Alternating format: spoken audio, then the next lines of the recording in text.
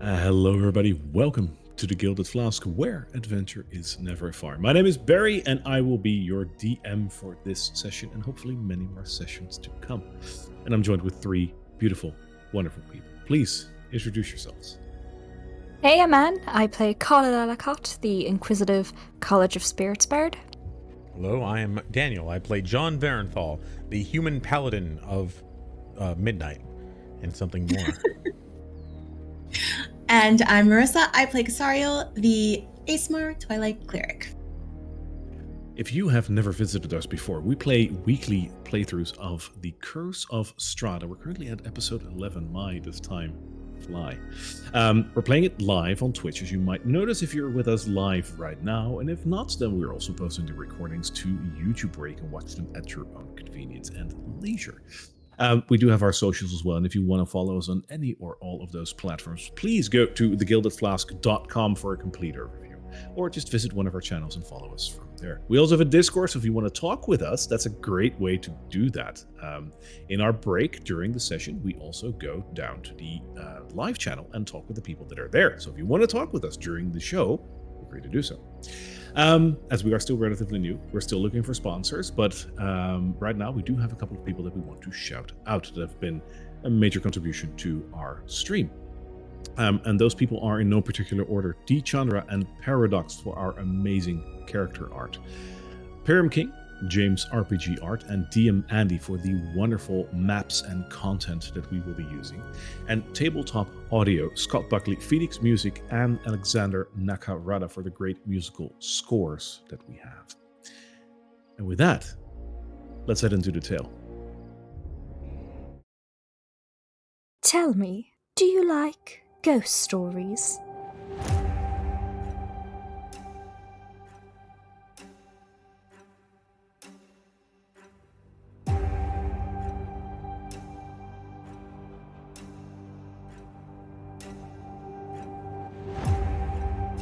I've been investigating people vanishing mysteriously into the night, never to return. It looks like I've found out where they've been.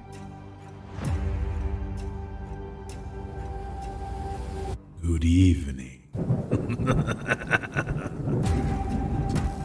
I don't like this place.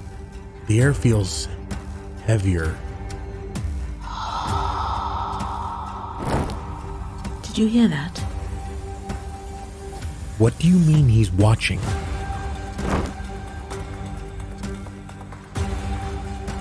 In this place, nothing is what it seems.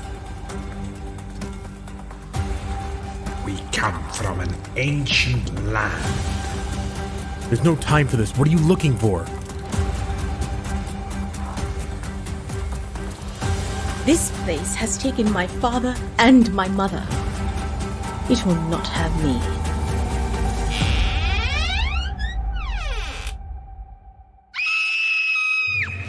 We gotta move, now! Oh, I do love a good mystery.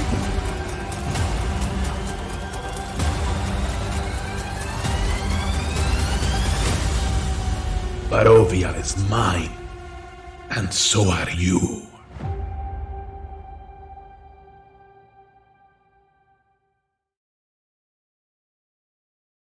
And we're back. Such a cool intro. Love it. Made by our very own Marissa Casariel. Thank you so much for making that every single week. Love it. All right, so in our last episode, you guys and girls went from the mill with 60 pies that you've purchased over there. Well, you've gotten. You didn't purchase them as part of a trade deal. Acquired, yes. Thanks. Good word. And you went to Vallaki. En route to Vallaki, you also did run into a couple of wolves that you absolutely killed. And then you camped out. You went to Vallaki, entered the gates by offering pie to the guards. This is becoming a central theme in the curse. It's becoming the curse of pie, mind you. You went into Vallaki. You noticed that there were a couple of people in the stockade wearing donkey masks. You read something about a festival and then another festival. You ran into a gentleman with a weird arm replacement thing, demon arm, scary dude. And you've talked to some people. Not on the street. Oh, you talked to some people in the inn. Oh yeah. In the Blue Water Inn. You talked to the bar lady, and to a couple of people that were sitting there. I just basically did a quick round, and that's, I believe, all we did last episode. Like, it sounds like it's not a lot, but like in roleplay, that's just a full episode, right? We did some shopping. We got some money. I got some shopping done as well. Yeah. And we did. I did leave a note for Arena in case she came across us. And you did that too. Yes. All right. See, DMs forget things as well. It happens. We're not that almighty, right? We just roll the dice, and that's really it. And also plan prep, source materials. Yeah, but that stuff. All that. All the other stuff. It's not important. It is. You're incredible. Oh, I only am because of you guys. All right. I've got Right. my dice. So, going back, you guys were still at the Blue Water Inn. So that's where we're going to head it off for today. Allow me to get the correct list. I was looking for that. Here we are. The Blue Water Inn. Current time of day, by the way, it looks a little dark here. But current time of day should still be around afternoon, because you approached the town in the morning. So it should be near noon, just after noon. All right. Here you are inside the Blue Water Inn. And I will ask you what I ask you every single week. What are you going to do next? I believe we were headed towards what's his name again? I literally took it down. Oh, Vasily? Vasili's house, yes. To try and find Arena. I just saved some poor half elf from a terrible fate from Casario. So I think we're heading out. Okie dokie. So, unfortunately, I don't have like an overview map of the entire city, but going out of the Blue Water Inn, you are now just about halfway the city. So you can go back to the town square that you came from. You can also move along the path, because you see like another more like crowded place of the city where there's a couple of houses that you haven't been just yet. You didn't inquire as to where he lives, did you? We did. I think they did. Yeah. Oh, you We got did. Yeah, I know you. Yeah, that's true. In that case, you know that you need to move on. So John doesn't know. like He barges out the door, and then he's like, "Oh, wait, after you." Fair enough. All right, so moving on. You guys wanted to leave and go there, right? Wanted to make sure. At a leisurely Right. pace. If anything happens in Vallaki, we'll take note. Of course, of course. So moving on. You guys' tokens aren't here just yet, but allow me. No problem. You move on to another part of the city, I might say, with quite a few buildings around you. There is the odd city guard that is walking around. As a matter of fact, there is one in front of you, just slowly patrolling the streets, keeping an eye out for anything that might raise suspicion. But other than that, it is afternoon, but it seems to be rather quiet here. It seems to be not a shopping quarter, but like a living quarters. What are these on the floor? Are they scattered newspapers, flyers? Those are good question actually. Those are notices. I want to pick up a couple of them and kind of leaf through. Are they just all about the festivals that have been going on? Yes, and quite a few of them. You notice that they all follow the same sort of structure. So there is a notice about the Wolf's Head Jamboree that has just finished. There is one that is relatively new still, that is about the Festival of the Blazing Sun. And then there was something about the Grand Water Festival, the Festival of the Children, and the Free Day Jamboree. All of those follow the same pattern, that people should attend, and that all will be well. Do they all mention the bring your children? Yes, attendants and children required.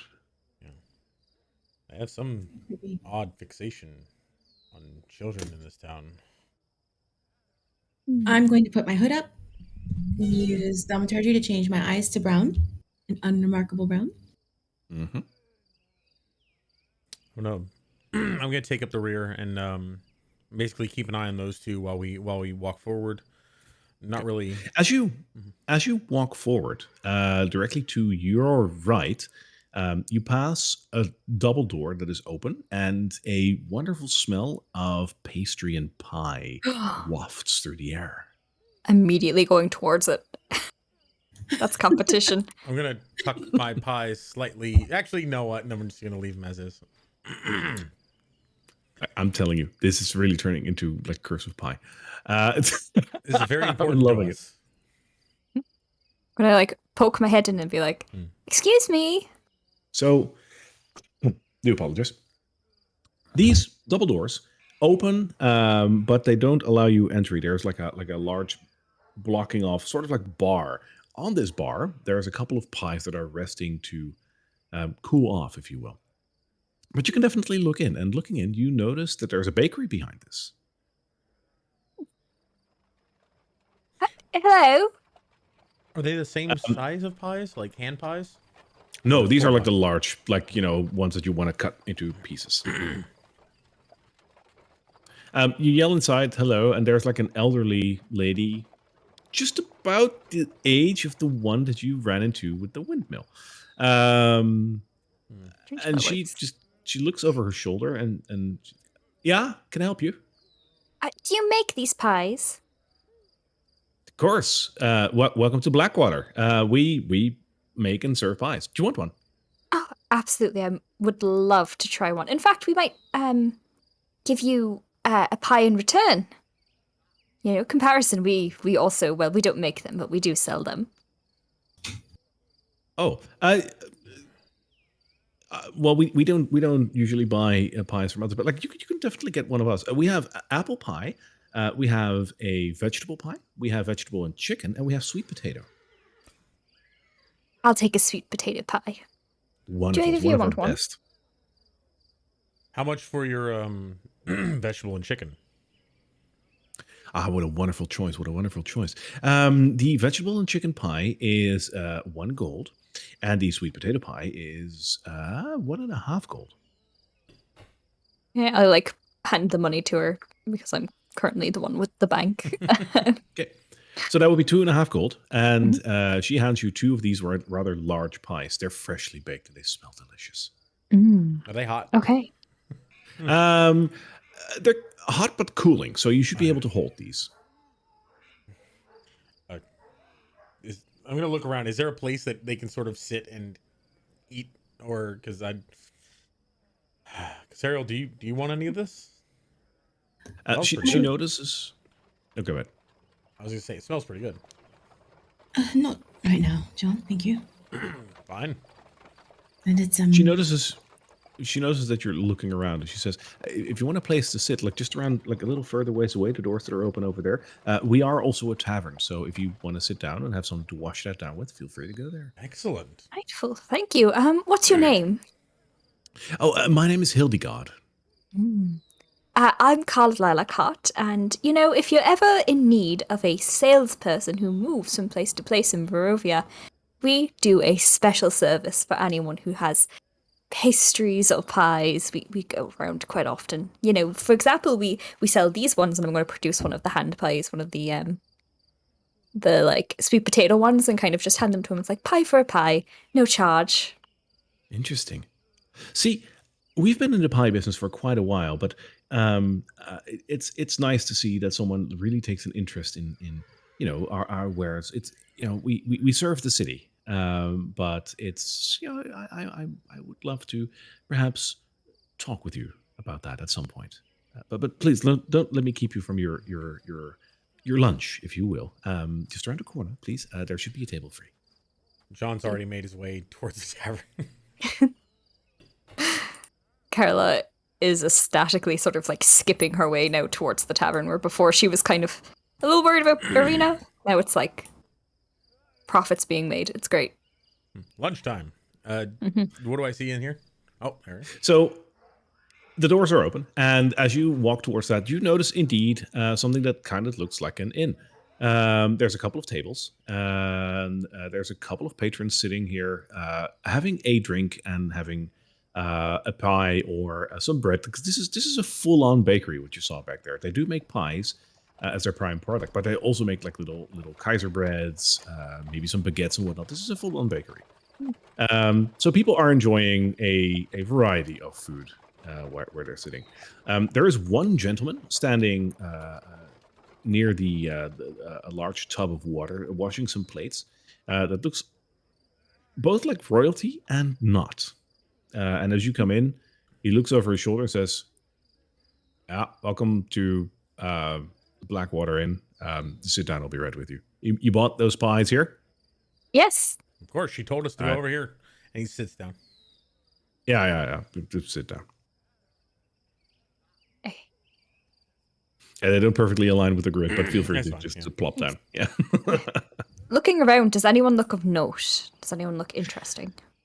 Other than the proprietor, who has this sort of like weird disposition about him, no. The other are just, they look like villagers. You know, I mean, they could be an assassin, but they don't look like it. Okay, if none of them look interesting, I'm going to circle my way back towards them and be like, "Hello, so what's your name?" What? Oh, I'm Beauregard. I'm Carla Lilacott. I'm a saleswoman and an adventurer in these lands. I was just wondering, do you have any good tidbits about town? Anything interesting going on? Any interesting people passing through recently? Yeah, for gossip, you need to be with my wife. That's her side of the business. I guess like that's her forte. Do you want something to drink or something?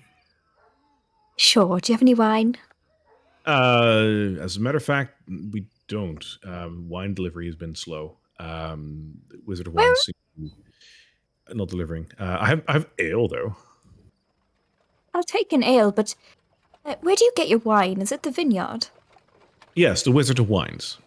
Oh yes. Would you happen to actually know where that is in Barovia? And I pull up the map and I'm like, is it if on this map could you point out where it is? You see him like glancing over the map, and he's like, I don't know. They come in by cart. They're not from like in the town, so I don't know. Okay, thank you. Anyways, put that in. The ale is a silver. So all three of you. Yeah, I'll get 3 ales, and I'm going to go sit down with the guys with silver. Excuse me, do you have any utensils? John's been nibbling on the like edges of the pie, the crust. Sure. Yeah, sure. He says, and he comes and brings over some silverware. And looking at the fork and knife that you got, it looks expensive, but worn down. Like this looks like family silver from like one of those like higher families that's just been like neglected over the years. He wipes it on his sleeve and proceeds to start eating straight from the middle. I'm going to take it right before John puts it in his mouth, like with the piece of pie still on it. Does this have anything on it? Any writing on it? It doesn't have writing on it, but it does have a little stamp on it of like a little like mark, if you will. Yes. And what is the mark? Can I tell? Mark? Yeah, you can. It's a little tarnished, but you can totally tell that. It is a mark of a raven. Okay. Sarah, go ahead. Pick it up again. Yes. So as John's about to take a bite of his pie, I grab the fork and I say, wait a minute. See the logo of the raven, and I turn it around, piece of pie still on it, and I show it to them. I thought you didn't want a piece. Would you look at the logo on it. Is it a crow? Is it what is this? A bird? Raven. Interesting. We've seen a windmill and we've seen things marked with Strahd's family crest, but this is new. Does your mother have anything written about it? I'll hand the fork back to John. Actually, I'll feed him the piece of pie. Oh, Come on. No, airplane. Just kidding. Can I have it back? Take it. All right, and then I'll go ahead. Open your mouth, soldier. You're not my commanding officer, no matter how many times you take that tone with me, Casario. Aren't I, though? I think I know she wrote about the crest. And I think she might have written about ravens, but we'll have to check. How's the pie? Also, Uh, yeah, I was going to say, like, you're the first one to try the pie, right, John? Straight up, right in my mouth. Yeah. It's okay, but in contrast to what you Nowhere guys are near. holding, Yeah. no, what you guys have is like gold, and what they have is like copper. Like, it's Still worth something, but not great. It's filling. it's okay. It's It's- okay. Is it at it's- least yeah, filling? you- Like, does it fill me up? Yeah, like, and it's not filthy. It's like, it's like a delicious looking dish, and you take a bite. It's like, oh, I forgot the salt. It's that. Excuse me, sir. Do you have any seasonings of any kind? For what? For the pie, it's terrible. And we're Oh. trying to get business from these people. Well, no. If you got, Well, maybe we like, can help them you make gotta their pies better. They're horrible. He thinks that he's funny, but he's He's not. had so much to drink. This is our second, but we're actually bar hopping right now. He has drank so much. It's Last actually week. the way he mean, compliments food. We just came you from know, the it's Blue more Water like Inn, but I mean, He is a trained chef, and he is incredibly picky. You just can't please everyone. I think it's lovely, and I'm going to eat like a scoop, and like visibly grimace, but continue on. yeah, and for you, it's the same thing. It's just it tastes. oh god. I killed him. But yeah. Okay. No, thank you. Lovely. Okay, what is our plan? What are we, Find some seasoning. besides the seasoning? We need to go find Arena.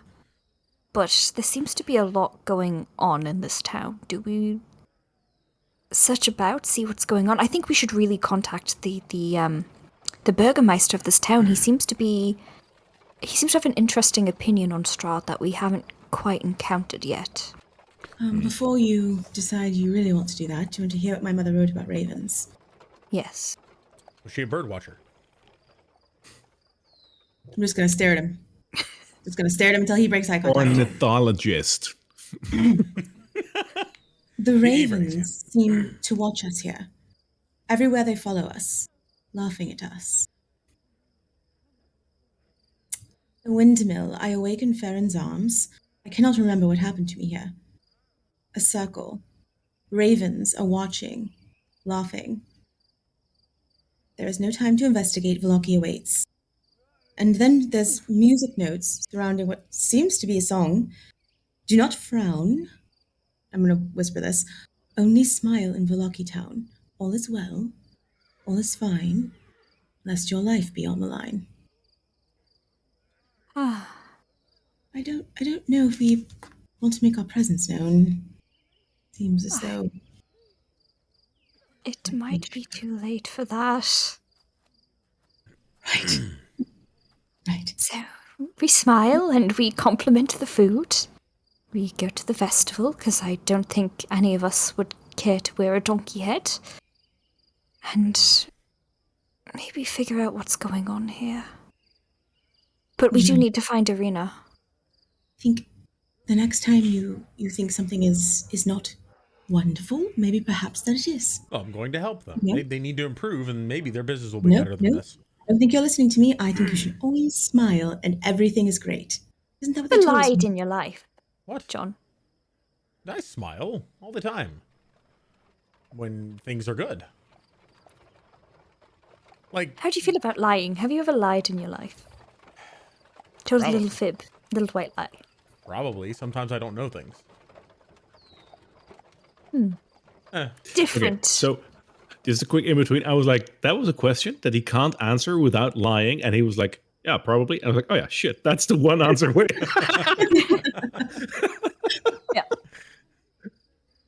Yeah. John, Never underestimate a stupid person's ability to tell the truth while lying. Good for him. Perfect. I think if you are displeased by anything here, and I want you to really, you've got that look on your face where you're not quite listening to me. Really concentrate. If you act as though you're displeased here. They put you in the stockade with a donkey head. That doesn't make Do you any sense. understand? I'm trying to improve their. Even so, Mm. I'm not coming to get you if you've got a donkey head, and I will draw a picture and take it back to the temple, and I will show everyone that picture. And if you don't want that to happen, you smile and pretend like everything's great. I'd like to see Don't you someone point put at a me. donkey on my head. So would I, but not really, because I don't want to have to save you. All right, I think I've got through to him. Carla, what do you think? These I hope pies for are only the great. best. They're definitely not the worst thing I've tasted in this entire godforsaken place. Good man. Good man. I'm going to like give him a nice hearty like slap on the shoulder. Don't And do just encouraging. because I'm going to give you a little bit of guidance. So whatever next role you have, guidance. Yeah. In the hopes that it might help his deception, perhaps. But circling back to the ravens, I contacted one of the crows just out of, to shoo them away with, the message that I've learned recently. And it said suit yourself to me. And it sort of laughed as it flew away. You can speak to animals? I didn't know you could speak to birds. Don't know. I just reached out and it seemed to reply. Did it seem So- nice? Like it wanted to help us, or like it was laughing at us? It sort of seemed to just be mocking before it left. You learned to spell message in Barovia, right? Not before. In Barovia, yeah. Right. Then I'm gonna let you guess on whether or not you can actually speak to animals or not. Yes. I'm gonna also guess. I don't know if it's all animal. Maybe. Oh, I was about to say if we could find a dog, but I don't think I've got good history with those. Maybe if we find a cat, I could figure it out. But for now, that is not what's important. What's important is what is our next move. We're here for Arena and Vasily, right? They seem to know a lot. I think we could perhaps learn something from them if we Yes. think we can trust them. Maybe if we share some of the knowledge. Oh, I think the intention is he's gonna lean in and try to like keep quiet a little bit. The intention is to, get her all the way away, as far away from Barovia as possible. That we're going to the Crest. other place. Yeah, Crest. That's the one. Yes, but don't we have some things we would like to do on the way? Like sell pies. Of course. As in get a bottle of champagne? As we Yes. say yes, we want to sell pie. He pushes away the pie that he has in front of him. Half eaten, like not even half.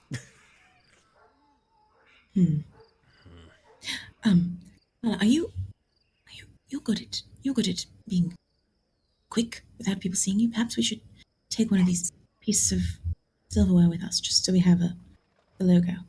Yes, I think that would be quite good. And I'm going to, kind of rest my chin up a little bit, drop my hand down, and then try to, sneak one of the silverware in.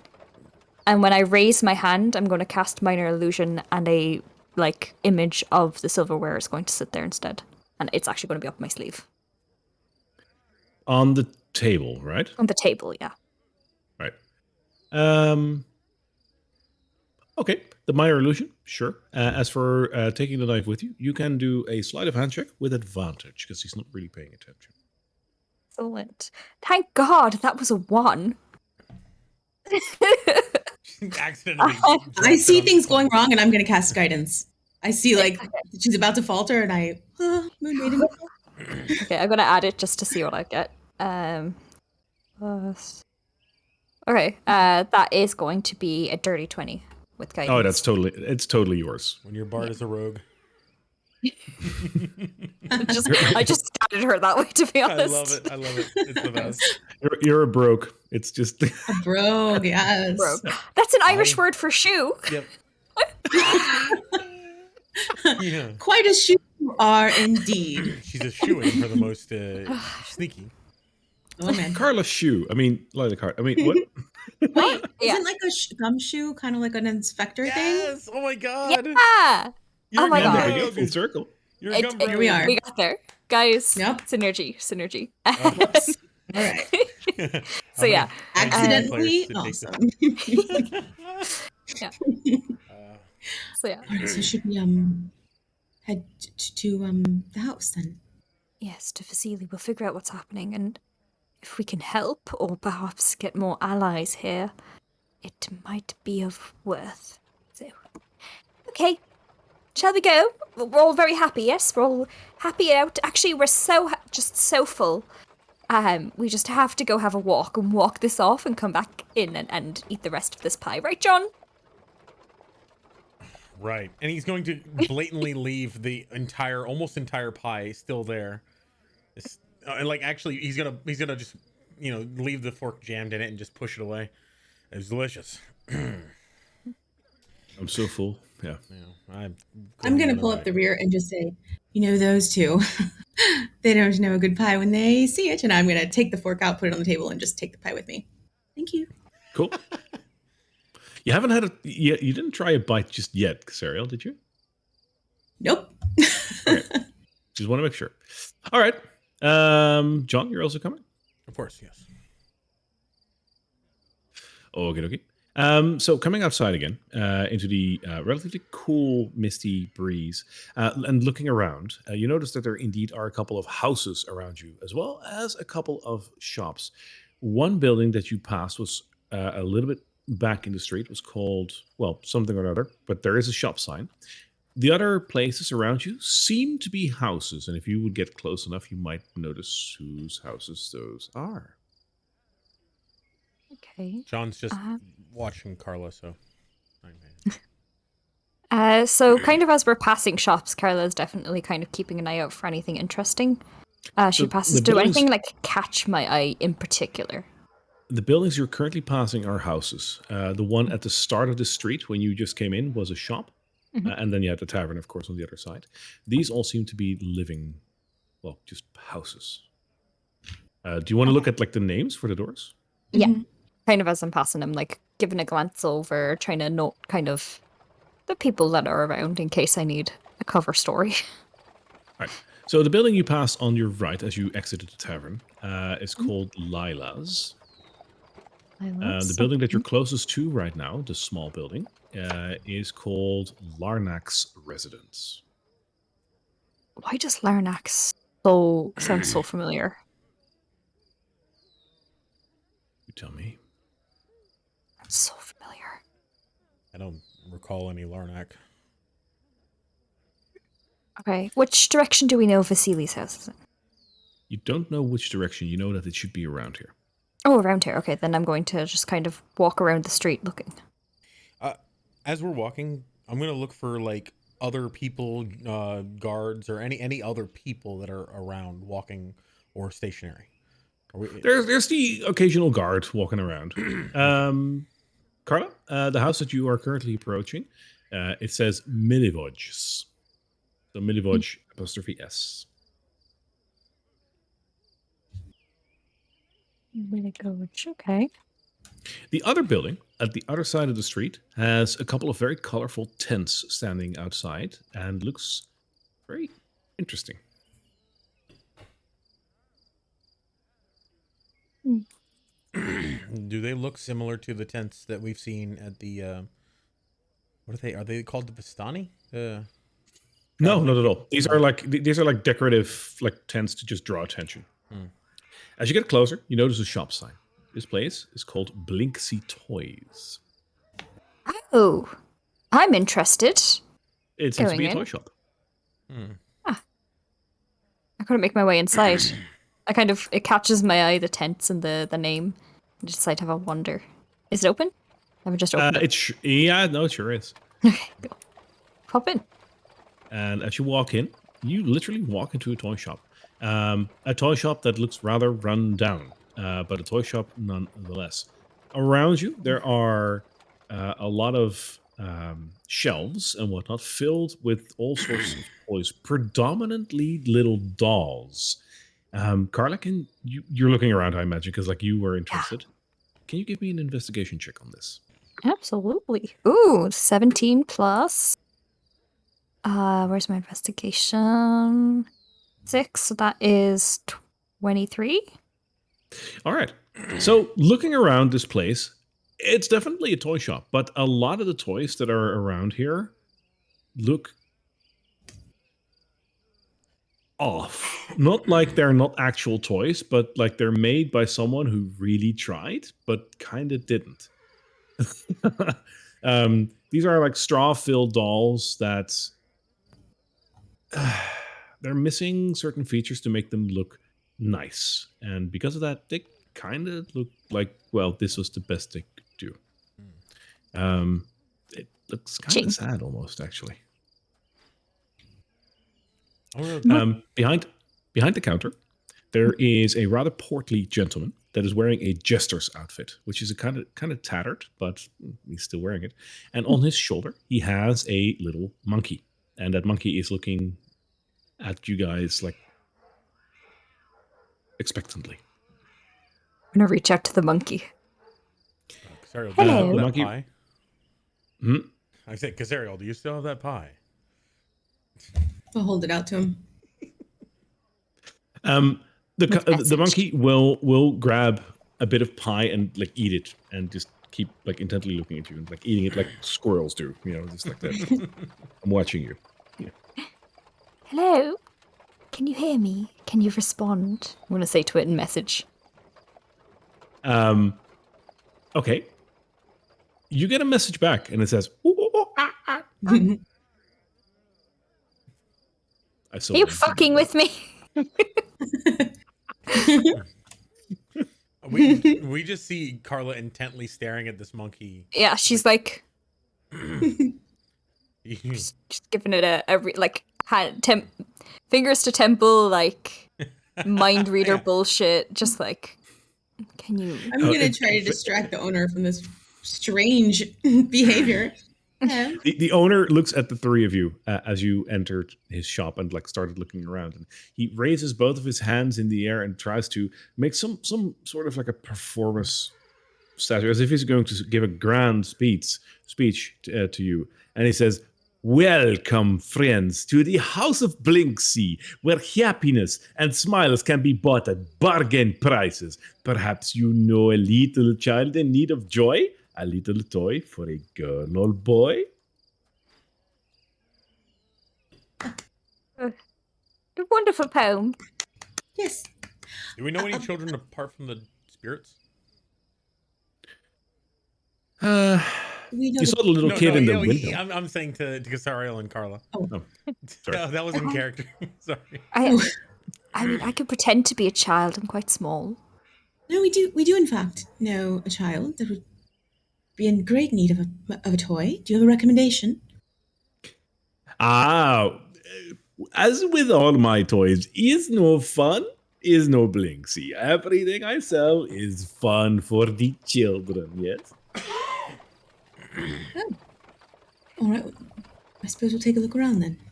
Do you have any Yes. toy soldiers? Little, shield, sword. I have a few dolls that look like soldiers when you dress them up like that. Yes.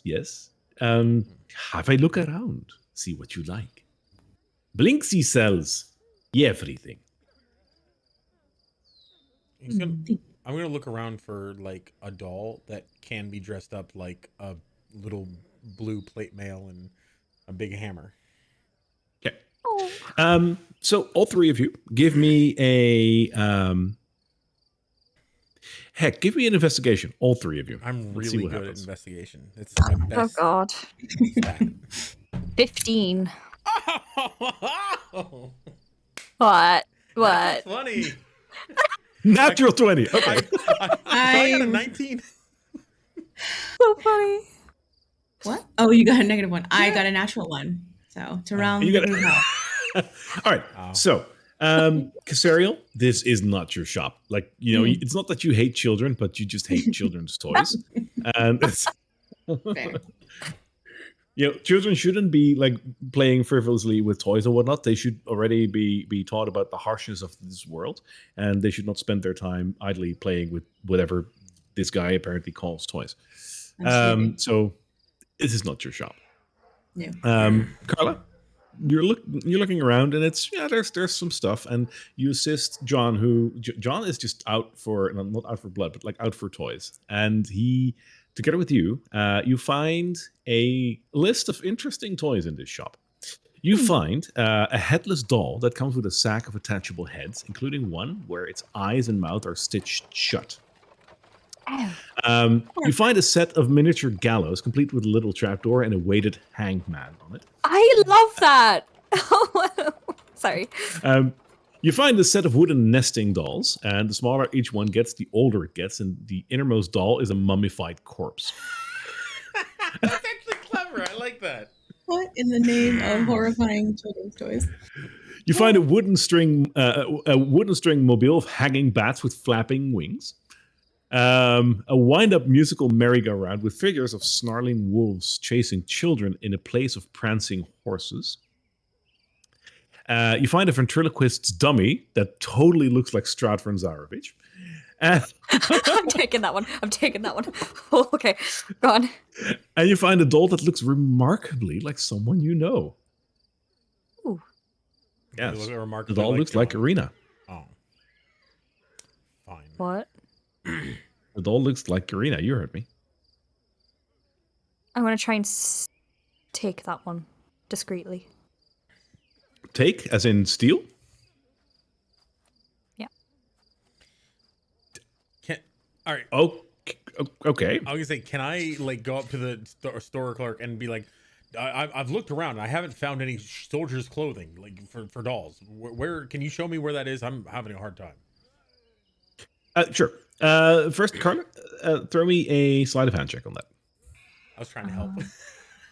Thank you. I appreciate it. Oh, it's too distracted? Like, Yeah, is that like- your reason? Natural 20. Okay, well, it didn't matter. So. No need. All right.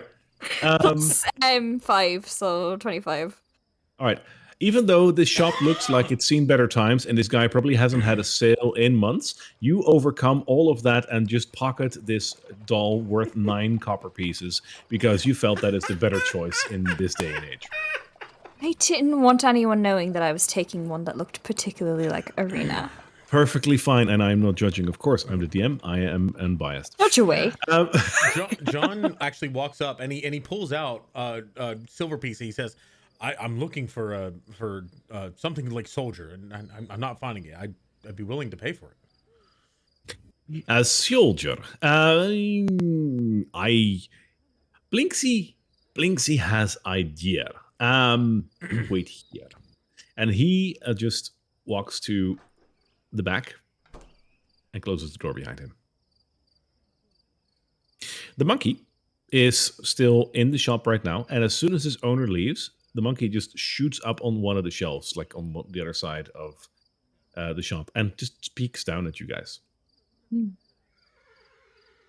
need to give it a side eye, but I'm going to pick up the dummy of Strahd and the The merry-go-round. ventriloquist dummy?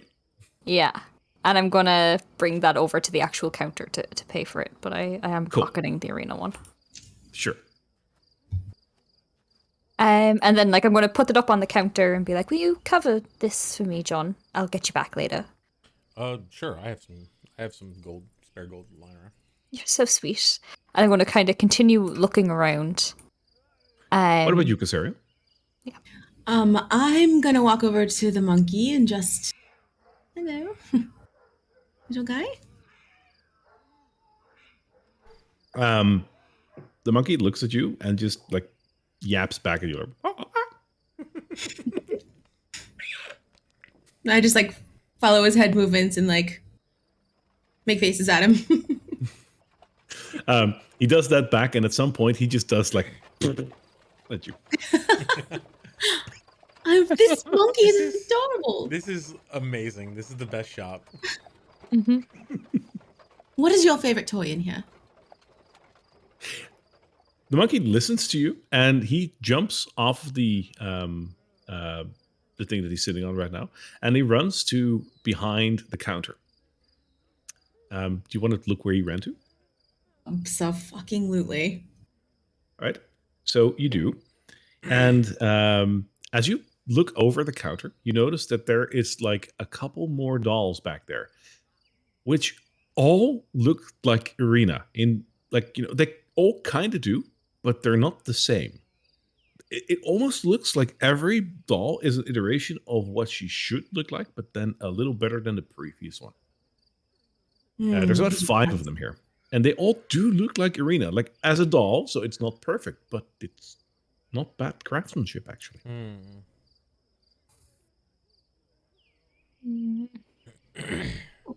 Did you make those?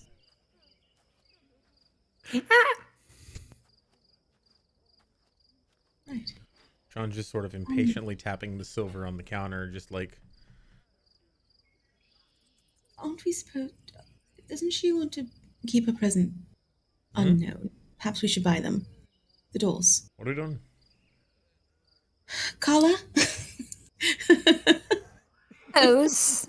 No, we don't know the lady that's associated with those. We're not trying to help her. I try to kind of urge her in her No. head. Here, we have to be discreet about our connection with her. And I look from Carla to the monkey. Carla monkey, Carla monkey, Carla monkey. Does it seem like he knows what we're talking about? Give me an insight check. No, give me a nature check on this. Oh, okay, all right. That's good. That's an 18 plus. Where's nature? 0, 18. You get this feeling that this monkey probably knows more than he lets on, but you're not sure what the extent of that is. Only I was a druid. You're right. John's completely oblivious to the whole, what the monkey's there, and yes, he's interesting because he's alive in a store full of dead things, but whatever he's pointing at, who cares? Is there anything that's not horrifying in here? Not really. This whole place is like the thing is, it's not all made to be creepy. It's all made like someone really tried to make something cute and inadvertently made something creepy. They were just deranged, and this is their version of adorable. It's the thing, if you look at a porcelain doll nowadays, right? Porcelain dolls are so creepy. They look like Chucky, right? We associate horror to that. Even though in the 1800s, that was a really cutesy kind of gift that you would give to a child. So wear and tear through the ages doesn't help in that, but it was good craftsmanship at least. Now, factor in bad craftsmanship, and that's kind of what you're looking at right now. It's I feel like the carousel of hungry wolves chasing children is hard to Very I don't know specific. what age that was something good. Same with the little guillotine with the little hanging man and the little dropping platform. It's a little on the nose, but who knows? Different It's a cultures. little on the neck. This piano, what's its story? What does it look like? Does it look old? Does it look like it would still play a tune? The piano looks completely out of use, and if you want to touch it, you totally can, but it looks old and run down and covered in spider webs. Carla, as you're standing there, you suddenly catch sight of the fact that there's this giant spider next to it. Does it look alive? No, it looks like a doll. Oh. Creepy, but not the worst I've seen. And then I'm going to try and play a funeral tune on the piano. You play it at least 3 keys in off key. It's just 3 keys down. It's terrible. Right. And you're a bard. You can play pretty well, usually. Usually. The door flicks open again. And Blinksy comes out again and walks towards the counter with a doll in his hand. And John, he presents the doll to you. It looks like a pretty generic doll, but it now has a little shirt on that kind of looks like chainmail. Is it blue? He is a soldier. Is it blue? We'll have the dice decide on that. Sure, it's blue. All right. Anyway, actually, this is pretty good. This is actually, yes. How much for the soldier and this thing? He hasn't even looked at what Carla gave him to buy. Is in this thing. And this. For the Choi, the soldier, that is 9 copper. The merry-go-round, that is 9 silver. I don't think we're getting a merry-go-round. Was all the things that you said to us? I didn't know if we were actually grabbing those. I believe Carla was, right? Grabbed the merry-go-round and Strahd. I thought you just did the Strahd doll. Okay, cool. And the ventriloquist, it's so hard to say that in an accent. Ventriloquist dummy is also 9 silver. So that would be 18 silver and 9 copper. All right, so that amounts to just under 2 gold. Is that correct? Yeah. Okay. So John's just going to pull out 2 gold and say, "Here, keep the change." His eyes widen up, and there's like a golden glow in that. He's like, "Are you certain?" Of course. You made this to order. You made this doll. It's not the best doll I've ever seen, but I appreciate the effort. That's very kind of you. I appreciate that. Here, of course. Here. I kicked John in his shin.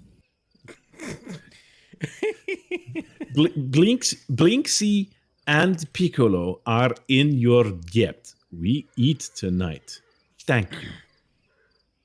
Would you Were you not eating? Would you show me how the ventriloquist doll works? Could you do a little show? Sorry. He's actually going to take out two of his own pies, or the 2 of the pies from his pack. Say, "Were you here?" No, Here. the whole pie. Oh, but that pie. Are you offering like? Yeah. Are you offering the little pies? The 2 hand pies? Yeah, 2 hand pies. All right. Blinksy looks at those, and this is a portly gentleman, right? And he looks at those, and he steps forward to touch them, but Piccolo goes, and Blinksy says, I now have money to buy my own. Thank you, sir. Oh. Very, very kind. Of Very course. kind. You're going to put them back.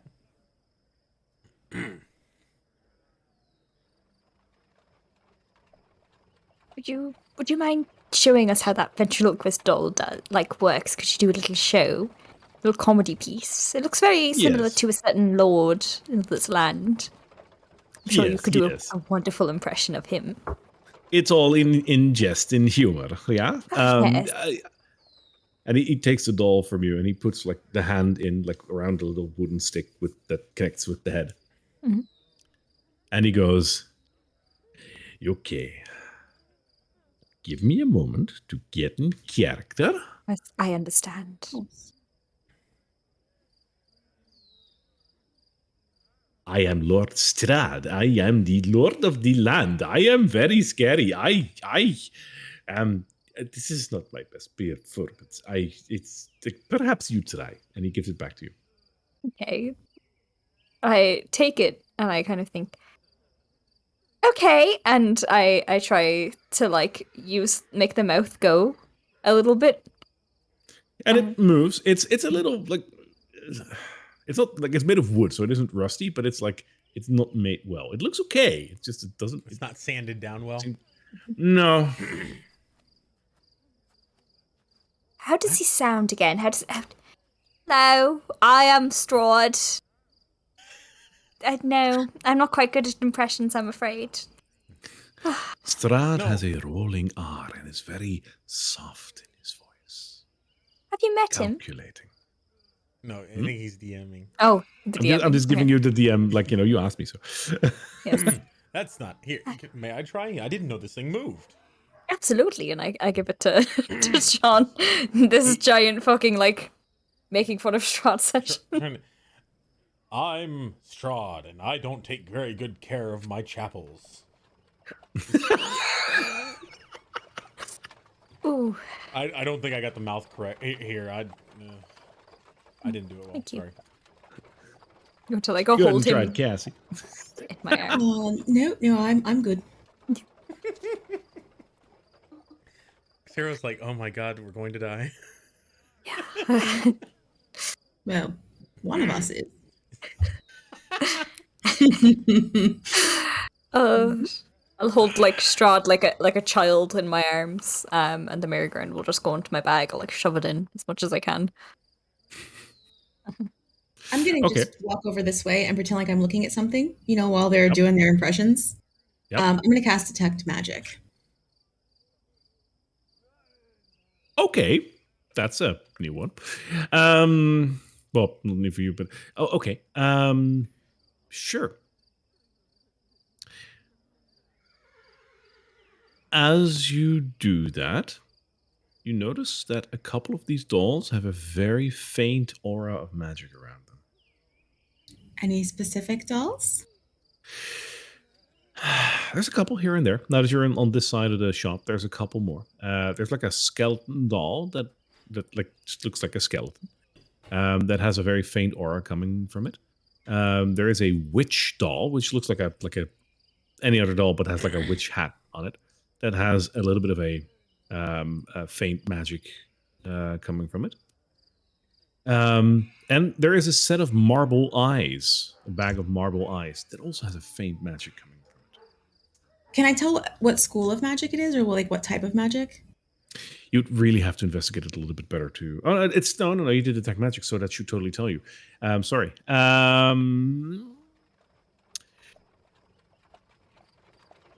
Let me have a look for you then. I'm just gonna like, nonchalantly like, I'm gonna pick up stuff that doesn't give me an aura as well, Yep. so it's not obvious that I'm like beacon going straight to the magical ones. But yeah, I definitely want to. It's the school of Something's off here. or stratification. Yeah. The school of For the Curse doll. skeleton doll, it's not. Mhm. I'm not really sure what part of what school this is, but it's basically like it feels like it will enhance something about you. For the witch bald, for the witch doll, it feels like it can cast a certain spell for you, as if it's, as if it contains a spell. And then you have the marble eyes, and it feels as if the bag itself can produce more of those than what it should actually hold. And what was the first one? Sorry, it was a witch doll, a marble eyes, and a skeleton. Yes. And what did the skeleton do? The skeleton feels like it enhances something about you. I think that's enchantment magic. Yeah, it is. Okay. Cool. That's so cool. Good thought. A lot of information. How to move forward without being confused. Just like scoops up everything. We'll take all of this. Yeah, I'm gonna point out just a few, Yeah. like the ones that we mentioned. But could you just give me other prices here?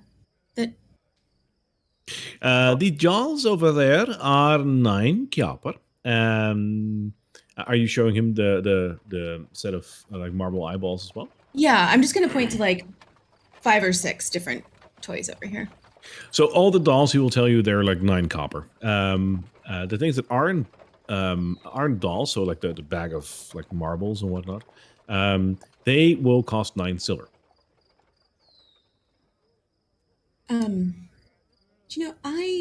I really think that we should take something to young Timothy. He had such a tragic thing happen to his family, and I'm sure there are more children. We should have them to give out. It'd be the nice thing to do. But we're all so happy here in Vallaki. We should extend that gesture. Happy? Yes. Yeah. All right. So I'm gonna take up the 3 that you mentioned, and then also like 4 more of the 9 copper ones. Sure. And those are like, as I mentioned, these are dolls that are probably made to look nice or whatever, but they look terrible and sad. They're sackcloth dolls stitched together in a rough fashion, buttons for eyes, stitched together mouth. It's not pretty. Okay. Can somebody math for me? So that's 4 dolls. So that's 36 copper. And then you wanted to have the marbles, which is 9 silver. So that's 9 silver, 36 copper. Oh boy. Well, I don't have any silver in my bags. How many much copper gold to is make that? a silver? It's basically a gold. 100 copper. Okay, 1 gold. That sold. Thank you. All right. Okay. Yep. Blinksy is having like the day of his life today. Good for him. Excellent. Well. Oh, I'm gonna look at Piccolo. Yep. Anything going on with him? Piccolo is just like looking around, having fun, and enjoying the fact that there's people in the shop. Nothing more than that. He seems intent on the pie that you've given him before.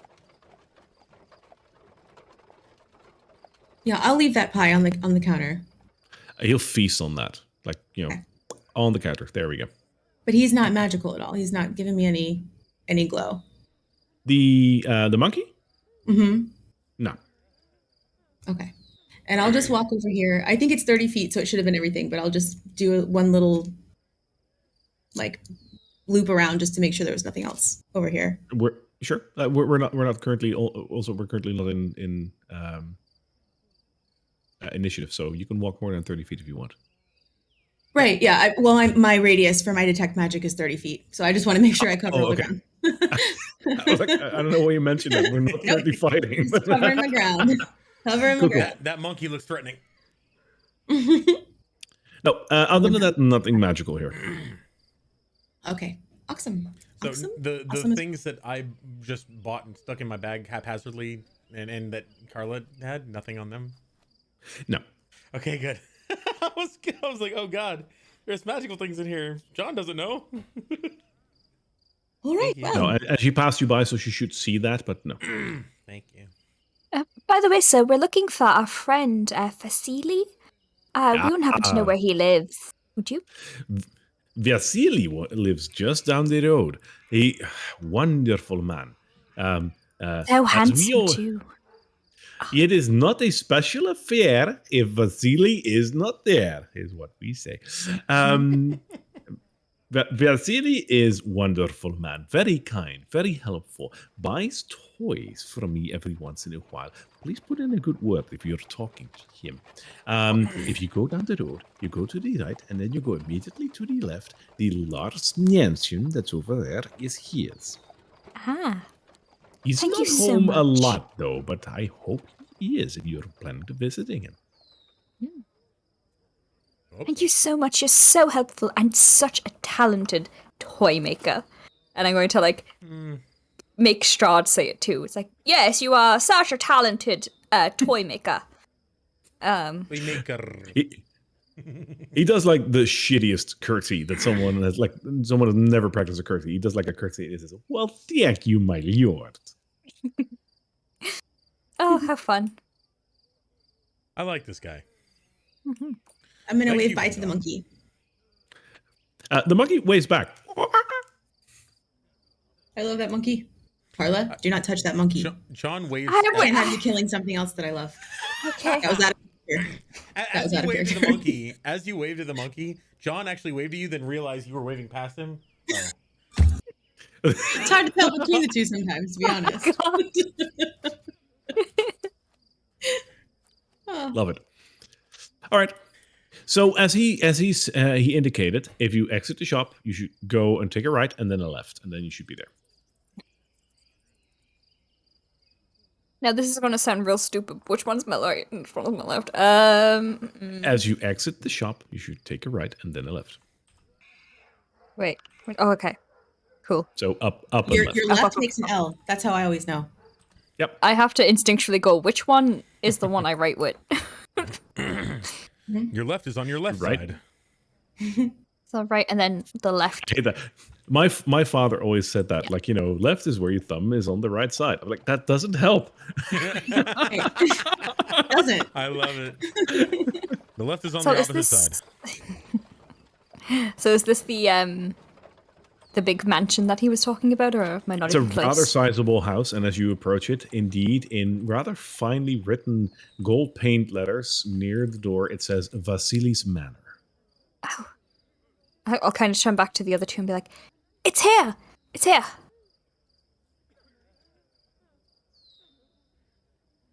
Yeah, I got my eye on John because I just have a feeling he's gonna try to talk to one of these guards and try to tell him about improvements for the city or some crazy shit like that. So I've got my eye on him. No, he's actually really focused on the doll now. He's kind of like pushing it a little bit, messing. He's trying to make it look more like either him or someone who looks like him. Just Are you trying to make a doll of yourself? no, So she'll it's, doing that. That's not adorable. important. It's not important. Not important. No important. All right, fine. No important then. Go on. I'm just gonna like, as he walks away, I'm gonna, do that thing where you kick the back of someone's knee and they kind of like, ugh. He doesn't even notice as he's What's going continuing on? to mess with this doll. Oh yeah. Right. And he sort of puts it away and he's ready for he's looking around now. You're gonna knock on Vasili's door. All right. Quite confidently. It takes a second, and after a second, the door is opened, and you stand face to face with someone that you don't immediately recognize. They look at you and they say, "Yes." We're looking for Mr. Vasili. We're friends of his. We met in the village of Barovia. We were thinking about dropping off a package here before it has to make its other travels. Your names? Harlalila Cart, Casariel Silverbrow, and John Varenthal. Yes. Mr. Von Holtz is expecting you. You'd follow me? And he turns around and walks inwards a little bit. I'm gonna turn around to John and whisper, "Holy shit!" Walk forward. Thank you. What's your name? He ignores that question. Walking inside here. I mean, this is not a castle or anything, but if you live here as a civilian, you're doing quite well. This is by all means a manor. Yeah. John closes maybe the door even a behind mansion. It looks nice. You walk into a bit of a parlor with a large couch, and just around the corner is a beautiful dinner table with some plates and some candles on that. The supposed butler walks in front of you, looks past the dinner table, and opens up the two doors over there. And as he does, he steps in and he says, "Your guests have arrived." Follow him. I'm gonna stand out by the table over here. As you walk inside, you come into a rather cozy den with a couple of beautiful chairs and a large bear mat in front of a roaring fireplace. The room also contains a couple of bookshelves and a writing desk. And in those two chairs, you see two very familiar faces. It's Irina and Vasily. They look to their side to meet with your faces, and Vasily says, "Oh, I'm so glad that you made it. How are you doing? Come in, please." Bram, wine for everyone. This is a special occasion. I'm glad they're here. Get some wine. Yes, sir, he says, and he disappears.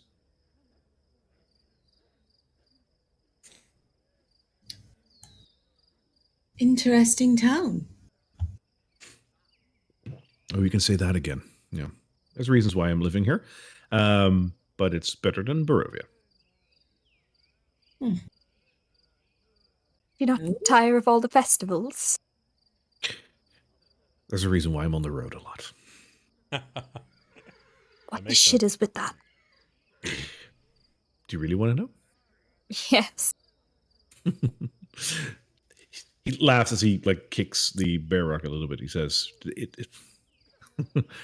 "You wouldn't believe it if I said it, almost. But then again, I'm pretty sure you would believe me. I hope at least. I'm telling the truth.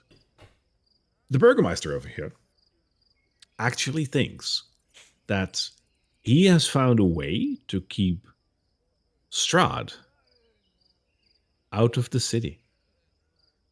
He thinks that the key to defeating Strahd, to keep him out of the city, is happiness, as that is the one thing that Strahd seems to miss, according to the Burgermeister.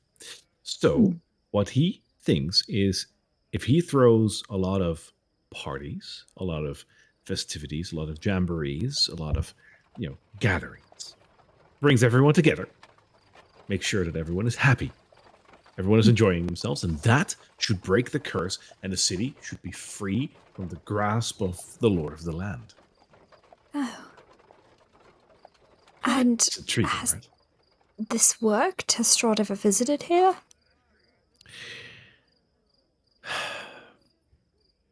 It's honestly maybe, but I haven't seen him here before. So What curse? What curse are you talking about? what do you mean curse? You said break the curse. What curse?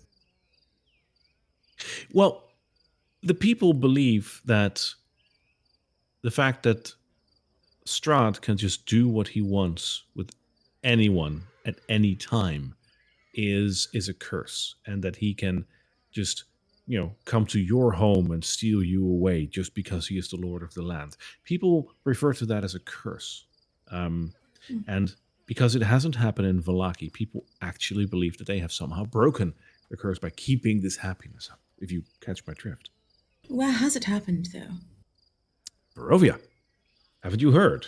The assailants on the castle, where people stood up and rose up against the Lord, and, well, most of those people have never been heard of again, and those that we have heard of again are not exactly in the shape that they were. Some people have been turned to vampire spawns and whatnot. I mean, nobody can say for sure that that happened because of Strahd, but it's a little too coincidental, wouldn't you agree? You take up arms against someone, and then you return a vampire spawn. Isn't that what I the would not take up arms against the ruler of my kingdom. isn't that what the priest in Barovia was saying? That the man Yes. that we killed in the undercroft had Son. left human and come back something else. Strange things happen in these lands, and it's hard to pinpoint what and where. But the people in Vallaki will do anything to keep that outside of their walls Does it happen in Barovia? all the time. People are just stolen. I've heard stories of children wandering the road because their parents have just disappeared. It's heartbreaking, but I've heard stories of that. So, yeah, I would wager so that happens. Seems. I suppose my question would be, how do they know it is the Lord of the Land and not something else? I Who mean, else in would you Barovia, blame? there was. It's easy to blame the one in power, because if anything, he should do something about it, and he isn't. Some people say that if you go towards the castle and then you come back altered, or you don't come back at all, something is up, and it must be the Lord of the Land himself. And I agree with your sentiment, if I may, that you can't prove without a shadow of a doubt that it's him, but it's strange. And at the very least, you could wager that the Lord should do something about it, and he isn't. When we first were brought here by a Vistani named Lungari, sorry, Dani Lungani. his people that we talked to beforehand, when they were telling the story of their prince and lord, they made it seem as if he was cursed, that there needed to be something done to break him out, but the people of this land consider him a curse. Vasily rises from his chair and walks towards the fireplace. Go on. My question is, who placed this curse? Who cursed these lands with him, or who cursed him with whatever he's got going on? He puts a hand against the mantle of the fireplace and just stares into the fire for a second, and looks back at you, Carla, and he says, "These are the questions that people are trying to answer for the last, well, years. It's so hard to find what is true. What is truth here? Something is up, and nobody knows what and why. And a lot of people lie. So it's hard to find out what is true amongst all the scared stories, lies, and, feigned hero stories. I have my personal belief, but again, it's a belief and nothing more. I have no evidence. Share it then. No evidence, no crime. What do you believe? He smiles at you, Carla, and he says, "You have a very inquisitive mind, and I do like that. Reminds me of Irina, I'd have to say." And he points at her, and Irina smiles at that. He says, "My take is that Strahd has tried to do good and inadvertently caused harm alongside of that. And because of that, it's so easy to look at him and say, you're the bad guy. You did harm to my family. You did harm to this person or another." That is what one does, right? When you're down in the dirt, you want to point at someone and say you're responsible for this. That being said, there's a reason why we're here, right? I mean, this is my house, but there's a reason why you're here. There's a reason why Irina is here. Yes. It's not all black and white, but at the end of the day, I firmly believe that Irina is in danger with the Lord, and I don't know his intentions. I don't know his reasoning, and I don't know what the grand scheme of thing around that is. I don't even know if there is a grand scheme of things around it. But I know that this lady, this friend of mine, needs to be kept safe. And for that, I am willing to just forget about everything else, not think about the whats and whys, and do what one should do for a good friend. Insight check. I Sure. do not believe for a second that he just wants to be her friend at all. And okay, 13 plus pretty good. That's pretty good. 6. 19. 19.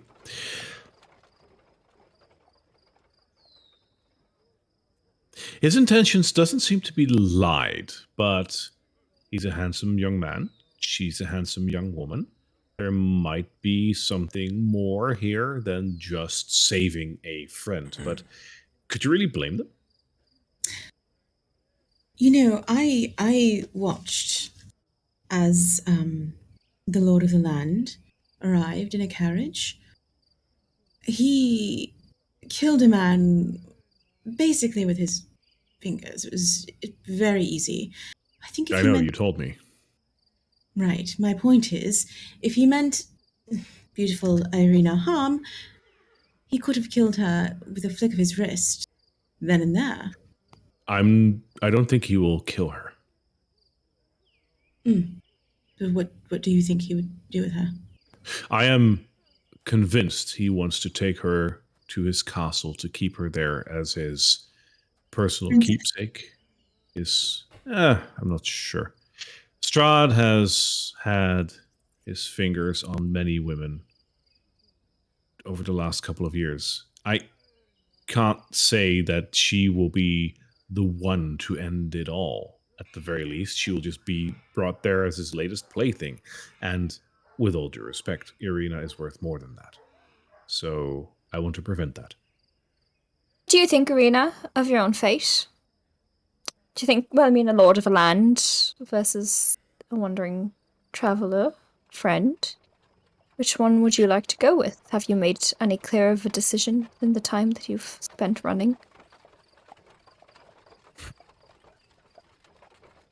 Irina says, I don't know much about Strahd other than the stories that I've heard. Except for one thing, and that is that he killed my brother. And you were there to bear witness to that. And if that is his disposition towards my brother, to then just turn around, look at me, and say, I want you as my bride, or my lover, or whatever his intentions might be with me, I have a hard time accepting that. I can't deny there is a certain honor in someone of that stature seeking you out, but that bleaks compared to what he has done so far. Excellent. So we'll help you in whatever way we can to get you to Kresk. I'm happy. We don't know each other all that well, but I'm honored, and I can't express enough how much that means to me. Do you know, I will make a recommendation, and of course it's just a recommendation, but perhaps we should write him a letter thanking him for his offer, but declining. Maybe not gauge his reaction to that before we just assume that he wants to steal you away to his castle, which he could have very well done that night. I mean, he did, after all, let you stay, as you requested. And I don't mean to be harsh, but your brother did charge at him with a blade, which surely is illegal, at the very least. You notice Vasily like chuckling over at the fireplace, like still staring into the fire. Is something funny? You don't seem to get it. Oh, go ahead, John. John says from the corner, when she says he did charge with the blade, John basically says, in some ways you could say he was defending himself. Not that I'm saying it was a bit harsh, I would say, very harsh, but we tried to stop him. I don't like what happened, but Ismark couldn't be swayed.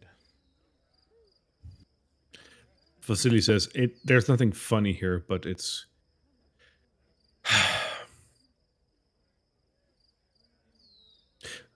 In lands like these, lords reign supreme, and the power of that statement is lost on so many people.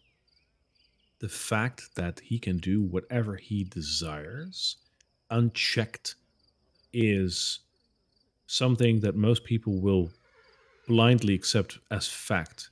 And then there is a few people that just won't. I'm one of those few. Irina is one of those few. Her brother was one of those few. I mean, disregarding the judge of character, in which I have my opinions and nothing more than my opinions, I feel that Strahd has nothing to say about the fate of Irina or her brother. He already did force his hand about her brother. I will not allow that to happen to Irina. And I'm pretty sure that Irina doesn't want that either. And Just Irina nods, agreeing. Run my fingers like kind of absently along the bookshelf and like kind of peruse the titles. You know, that is one way to look at it. Of course, you are welcome to your opinion. But as someone who did not grow up here with the biases that you both clearly share, an outside looking in opinion could be something you might want to take into consideration. If he can do, as you say, whatever he wants, consider Irina is here with you in your house, safe, enjoying wine with you in front of the fire. Not a prisoner in some dungeon in Castle Ravenloft. Mm-hmm. Well, I mean, they're safe in Vallaki, right? That's what you were just talking about? Safe for now. I feel that while the Burgomeister, Vasily says, believes that his continued jamborees will keep the dangers out of the city, I know that things do happen within the city every once in a while. It's not, again, we can't say it's Strahd, but I can't say it isn't either. That's why I feel, and as I said back in Barovia, that is why I feel Irina should go all the way to Kresk. Kresk is another walled-off village, and it has a rather large abbey there. Only there she will be safe and outside of his grasp. Because that is one of the few places that Strahd cannot touch. and you would like us to accompany you there? Is that right? Honestly, we haven't talked about that just yet, but we might as well, he says. And as he says that, the butler comes back in with wine and sets down a couple of glasses for everyone on the table. As the butler's done that, he stands a little closer towards the cupboard and just stays there standing at attention and waiting. Vasily gestures at the wine and says, please, help yourselves. John's already drinking. Perfectly fine. The wine tastes like the wine you've had before, so nothing too special. Great match number 2. Nice. How did you know? My favorite.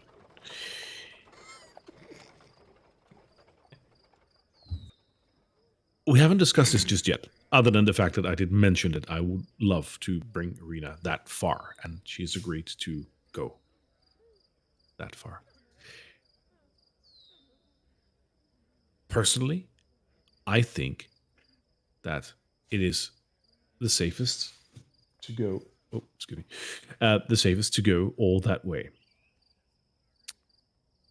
And while the same logic would apply as what we did for the travel here, I would still very much like you to accompany us over there. And I have my reasons for that. Right now, moving from Vallaki to Kresk, we don't need a, well, with all due respect, distraction. You guys helped us as a distraction, if you will, while we moved to Vallaki. I hope that didn't cause you any trouble. And he looks at the three of you. Not at all. I think that was that was the plan from the start, and we had a pretty wonderful journey. From Vallaki to Kresk, I don't imagine that we need a distraction because it is further away from the grasp of Strahd, and that makes it safer and quicker to travel. Still, the logic applies that you stand out amongst the crowd. And Irina and I together, we don't. But this time, we don't need you for distraction, but rather for security. Kresk is, unfortunately, less defended, less walled off than Vallaki. Vallaki has a nice wall and a good, sizable army. Kresk does not. They have a wall, they have a bit of an army, but it's less. Getting her there is not going to be a problem. Getting her into the Abbey safe and sound without a counterattack might be difficult. And for that, I will need your help. I'm not expecting a full-on attack with an army of whatever he would bring, but I'm not sure what to expect. And for that, I need people that know what is good and what is right to help us out. Of course, you will be given full protection from the Abbey itself. Well, I mean, if we run into wolves along the way, we know who to handle that. He looks at Carla. She kind of like gives a little like smile, and she's like, "Yes, I seem to be developing a pattern."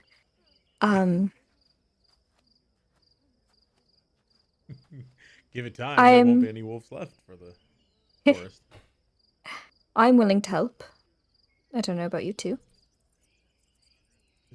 This is our kind of job, right, Casariel? We've been protection for other people in Silver Star.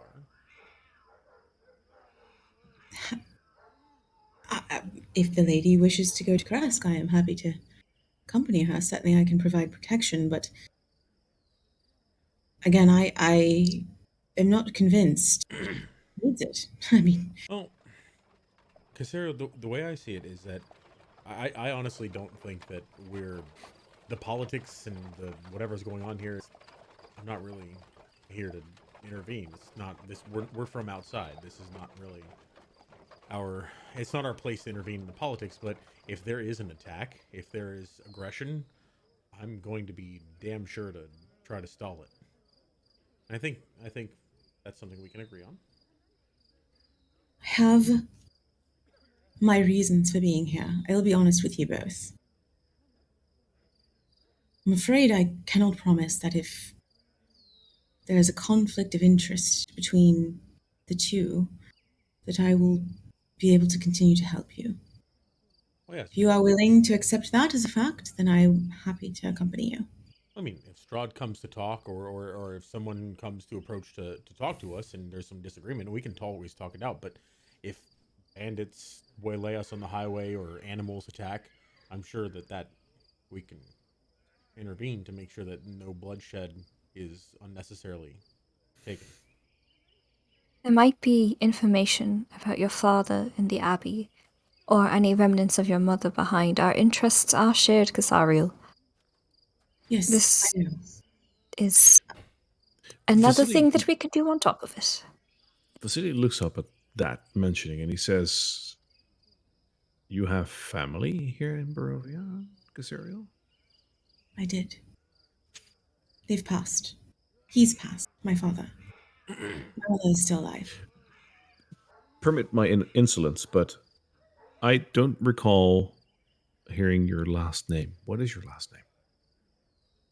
My last name is Silverbrow, but my father's last name is Elcrace. Farron He Elcrace. peeks up at that.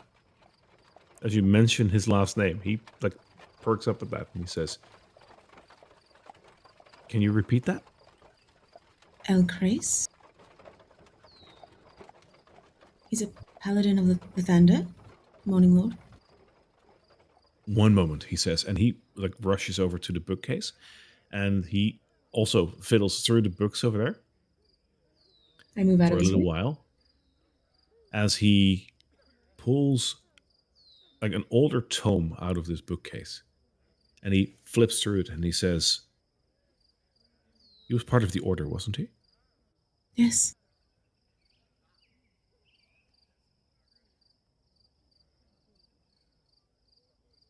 "You're going to have to excuse me, Casario, but I have to ask, what was the name of the order?" What was the name of the order? Well, I just said yes. Yes, and. Yes, and. Of course he was. Yes, and. Sure he was. all Of right, course, so that order. quickly out of the story, do you know the name of the order? He was a paladin of the Morning Lord. I don't know. Right. Okay. So I just wanted to make sure. Okay. So, um, uh, Order of the Silver Dragon. Yes. As I was saying, it's the Order of the Silver Dragon.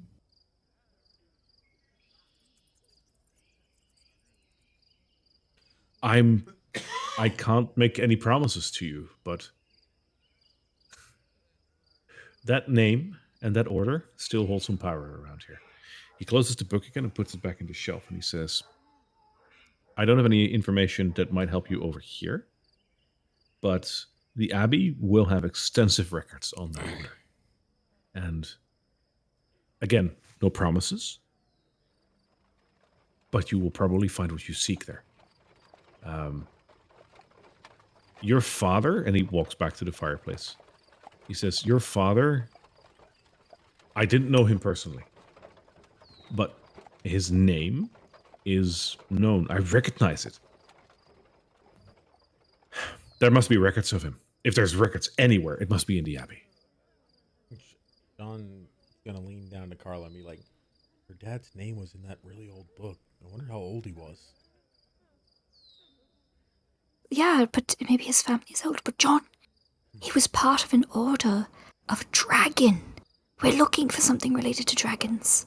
Right. So dragon building, a building with a dragon on it or something like that. If it's the order of this, maybe the Abbey is where we need to go. Don't tell her. Really? Don't tell her. I don't know how she'll take it. Well, I guess we can tell her when we're not around them. But I'll let you talk about it. I don't really know much about dragons. If... That's like out of the private conversation, kind of looking back, like it's worth a shot. It could be a lead. No, I certainly want to go to the Abbey. Of course. I just. If I'm also looking Strahd for my mother. Strahd And- appears and you have to make the decisions you have to, then I understand. Do you, John? Of course, yeah. No, I'd like to avoid any any fighting at all. We can always have a conversation, and whatever happens then. Like I said, we're not. It's not my place to get involved in the politics here. We're going to try to keep you safe, Arena, but not here to upset the order.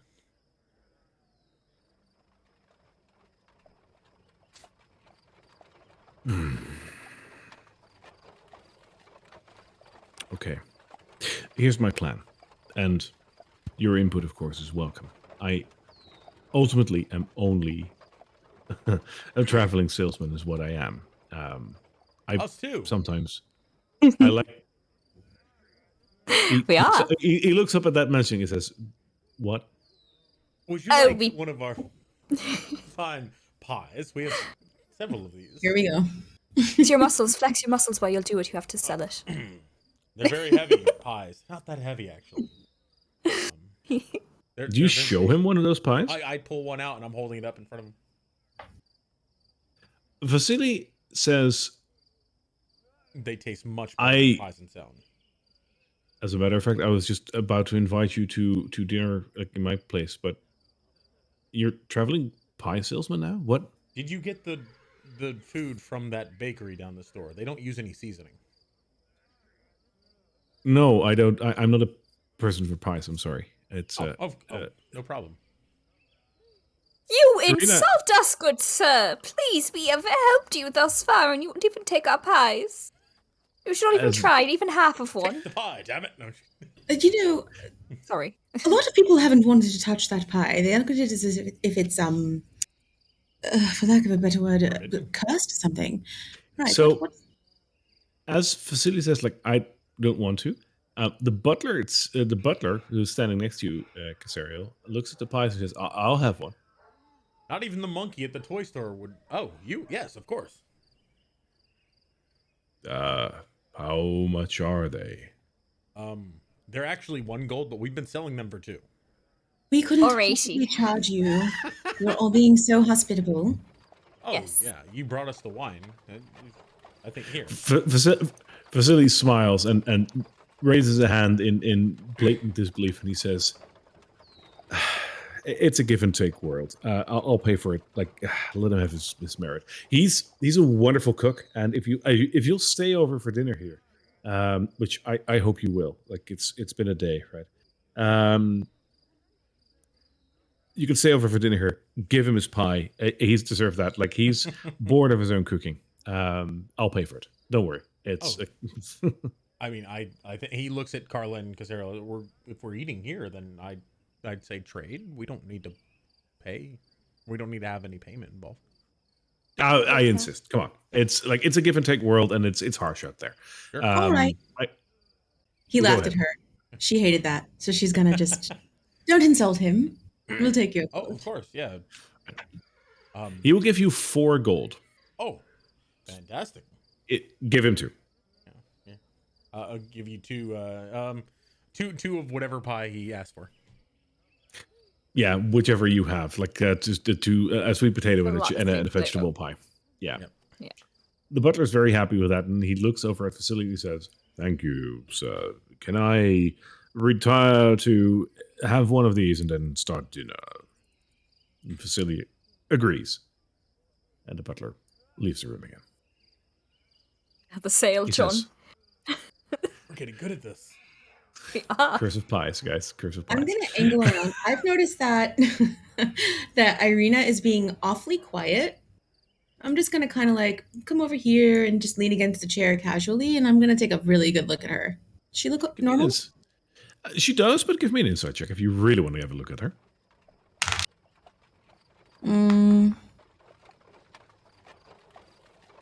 15. She looks like the kind of girl at the moment that is really keeping herself up and up.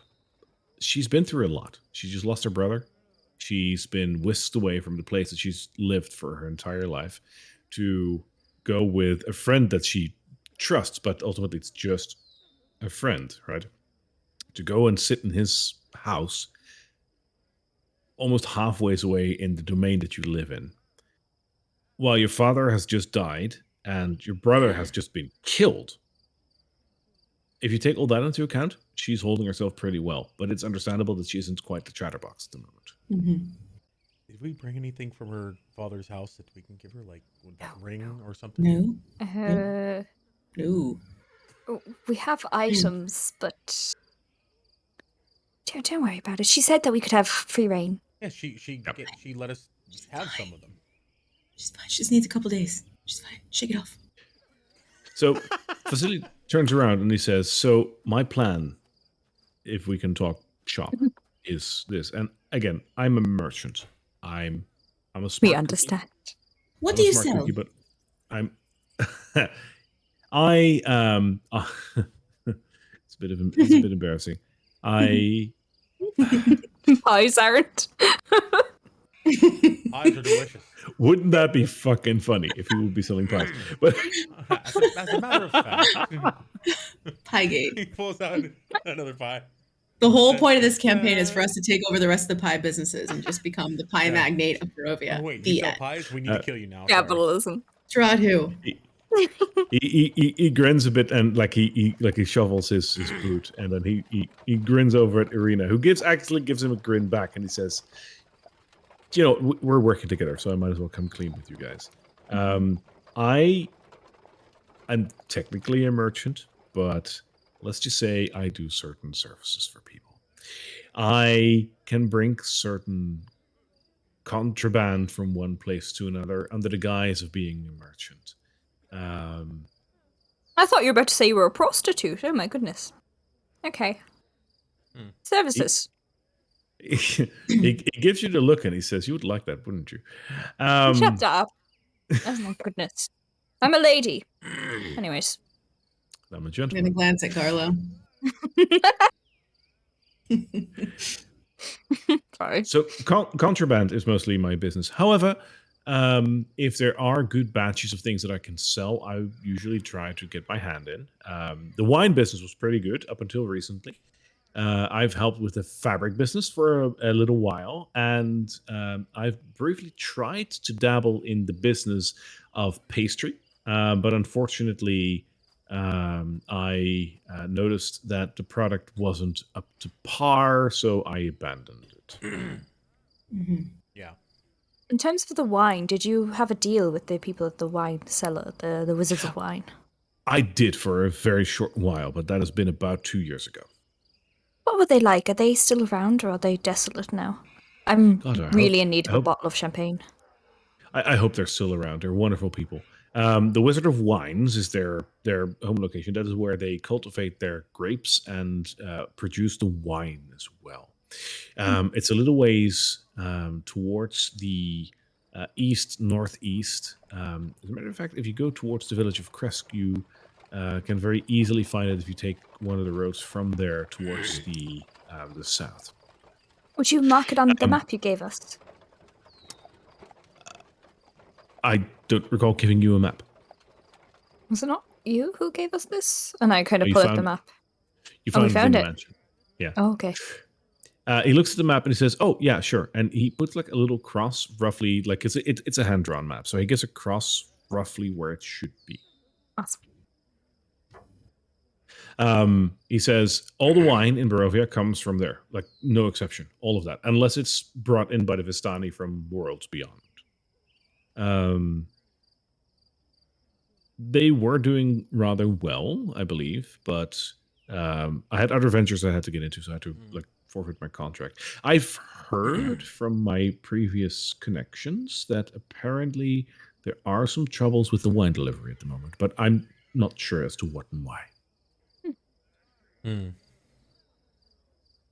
Perhaps we should stop by and see. Help out? Perhaps. It's a bit of a trek from here, but you can. Oh, we'll get Arena safely, and he gestures to Arena, get you safely to Kresk, and then at that point, we can, I guess, do what we want to look around. He gives you like a curled smile, and he says, "Besides, if you're getting into the pie business, the wine business might accompany it quite well, wouldn't it?" I agree. Not the sweet potato. Is there a milk business in the area? dairy farm. Now that you mention it, there is a farm nearby, and they do produce dairy. Something to look into. Although milk may not keep as long as wine. Yeah, but unless we bring the cow. Interesting idea. Sorry. No, John. Sorry. Sorry. This could have been a very serious conversation, but me and you have just drifted so hard. Perhaps you could even churn it into butter and then make like a little mold, and then make little skulls out of. That's just a passing thought. I don't mean to be selfish, but Butterskull I Barovia. happen to recall that I am looking for my mother, who's been missing Yes. since I was 16. It is something Yes. of importance to me, so perhaps we can keep a focus on that. While Yes. While we're looking for the champagne. me enterprising, sure. So you're looking for your father and your mother. My mother is alive. She's here somewhere. I just don't know where. Her name was Silver. What again? Brow. Celisaria, Brow. Silver Brow? Celisaria, you said. Yes. Doesn't ring a bell with me, but if you'll permit me, let me bring it back. My plan. Again, I'm just a merchant. That's what we. Yes, headed you're up. bad at making plans. We understand. Go on. But I was going to stamp on his toe. Shut up.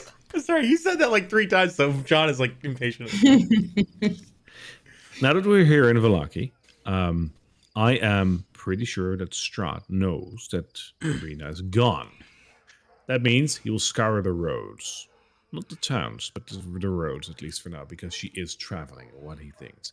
I would suggest we lay low for, say, 2 days, 3 days maybe. Then we will move on to Kresk. For those 2 or 3 days, I can see if I can pull some strings, ask some contacts about Celisaria, it was. See if I can come up with something for you. In the meantime, if you want to be, you're my guests to stay in my house. You can sleep here, you can eat here if you want to. Of course, if you don't want to and you want to go to the inn or the tavern, you're more than welcome to as well. But know that you're here. Welcome here as well. I would say give it 2 days. Take in the sights of Vallaki. Maybe sell some of your pies, I guess. And after, say, 2 or 3 days, we should try and hit the road towards Kresk. I think that is the best approach, but I'd love to hear your input. I think that's a good idea. I mean, if you believe that Strahd is searching along the roads, I think that if we're going to leave, we should probably try to leave relatively early in the morning before dawn, just so that anyone who is watching or looking probably wouldn't expect anyone to be leaving around that time. And then we can make our way, and as the sun rises, we can make our way. I do have a question. You said that there's an abbey in Kresk, and Yes. I presume that means that means that there's none in Vallaki. Is there any form of chapel or any place that's consecrated? Yes, there is a church here, the Church of Saint Andal. I'll probably visit that.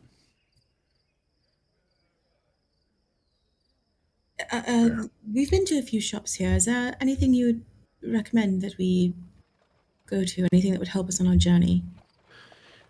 That depends on what you need. There's an armor shop, there's a weapon shop, there's a book shop, We've been to those. there's a hunter shop, if you have something to sell or buy. There's a toy shop. There's a toy shop as well, yes. Vallaki offers everything, so anything in particular that you're looking for? Did we get healing potions from the three blind... the blind mice? That's how. Third eye Okay. potions. Okay. Third eye potions. Redcon, No, that's what it's called now. They were really expensive. They were like 50 gold, so we didn't. But we Yeah. said we would bring back any like materials she might need, and she might be able to do it. We actually saw a place where if we have a couple of days before we leave. Are you are you discussing this in character or out of character? In character? Okay, go ahead. We saw something in the water. When you dove in and collected some gold. If we have a couple of days. Flew in. Yes, it was fantastic. my Did you wings. know she can fly? It was It's amazing. incredible. Can't you now? Yes, it was fantastic. First time was odd, but the second time was beautiful. For this I have to bring it healing up every potion, time we talk about this.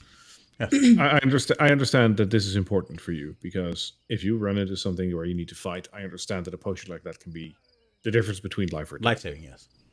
Yes. I can't front you everything, and he pulls a pouch from his side and he says, "Here's 50 gold. Go ahead and get one of those potions. I'm pretty sure you're gonna need it." Thank you so much. Yeah. This is an unforgiving territory, and that is the least that I can do. You guys have helped us out. Allow me to help you out. Well, you said we have a couple of days. Do you think it's okay if we leave the town and come back during that time? I'm pretty sure you are. Yes. Okay, so he's gonna turn to Casariel and Carla. We know a place where there's some gold that we have a little time now. We might be able to, go down and get it. It's not far. I mean, it's what was it? It was after we out of character. It was after we saw the Madame Eva and it was where we crossed the bridge, right? Correct. It is So just south of after the the mill. Sir Pool. It is after the Sir Pool, but beyond the mill. So you'd have to pass by the mill, which you can pick up some more pies. Good point. So yeah, he doesn't even think of that. He just says it's near the mill, right? How much gold did we see down there? We got 30? We got 19. It was 300 gold. Oh, yeah. Yeah, there was a lot of gold down there. That's a lot of gold. And also, this is out of character. Carla, did you tell us what the guy that sold magic items in the Vallaki camp, did he have anything interesting? Did we find that out? We Magic talked to him. items. I don't even remember. Yeah, there was a merchant there with red hair. Oh, yes. He did not sell magic items, but he was willing to pay money for champagne. And I was mostly trying to get horses out of him so that we would have easier time traveling. He didn't? Easier time traveling. Okay. I thought that he did. Okay. I asked if he had anything interesting, and he didn't, really, from what I remember. I did sell He him did. my ring. Yeah, he did have some magic items, but at present, he didn't have anything cool for you just yet. We bought a bunch of toys for Timothy. I think was that one of the children in the bar in the blue water that you guys met? No, he was the child at the mill. We could pop it into him. Actually, I tell there was a I'm gonna look over Celie. Casariel is trying to hide the fact that she doesn't quite trust him, but she's doing in character a terrible job at it. But he did just give him a potion, so that won him some points. I noticed a magical aura on a few of them. So What? Toys? some toys Magic from toys. these. From Blinksies? I find it hard to believe. Yeah, it's probably not true. I am just a girl and all. What do I know? Stupid girls. Now she hates him again. I mean, Blinksy is... He's a gentle soul. Every once in a while, I go to his shop and I buy a couple of toys off of him because he's a good man. But he's a moron. So thinking that he has made something magical... Carla's Maybe. going to root around in her breast pocket and pull out the little doll of Arena. She's like, well, for a gentle man, he seems to be making dolls exactly like your companion. Both Vasily and Irina look shocked at the fact that you pulled out a doll that looks like Irina. John And does they too. both they both recognize what you see in it as well. There Where were did you get several at that shop. I don't... Oh, don't worry about it. Surprising that we figured out something you don't already know about your town, isn't it? That's kind of what I was talking about when I meant an outside view that's not clouded by judgment and years of systematic discrimination. Gotta look at the books again. Irina is just off the grid. Like she's like, that's like, imagine someone just coming up to you that you don't really know and just showing a doll that looks like you. That's fucking freaky. So like she's I took it because I didn't want. Honestly, I just didn't want her visage to be around town, but he had several dolls that looked like her, and I didn't want to purchase it because I didn't want any association in case it puts her life at danger. What the fuck? You've never known this man to be terrible? Carla, you're a smart cookie. What's the most terrifying about this? Tell me, Facility says. That he has knowledge he's not meant to have. That's exactly it. She's been here a day.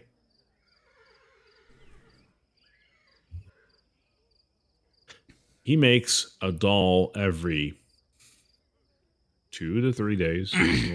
That's his crafting speed. How many dolls were there? 5. And then this. That's 15 days, at least. She's been here since one day. I was here one day before you came.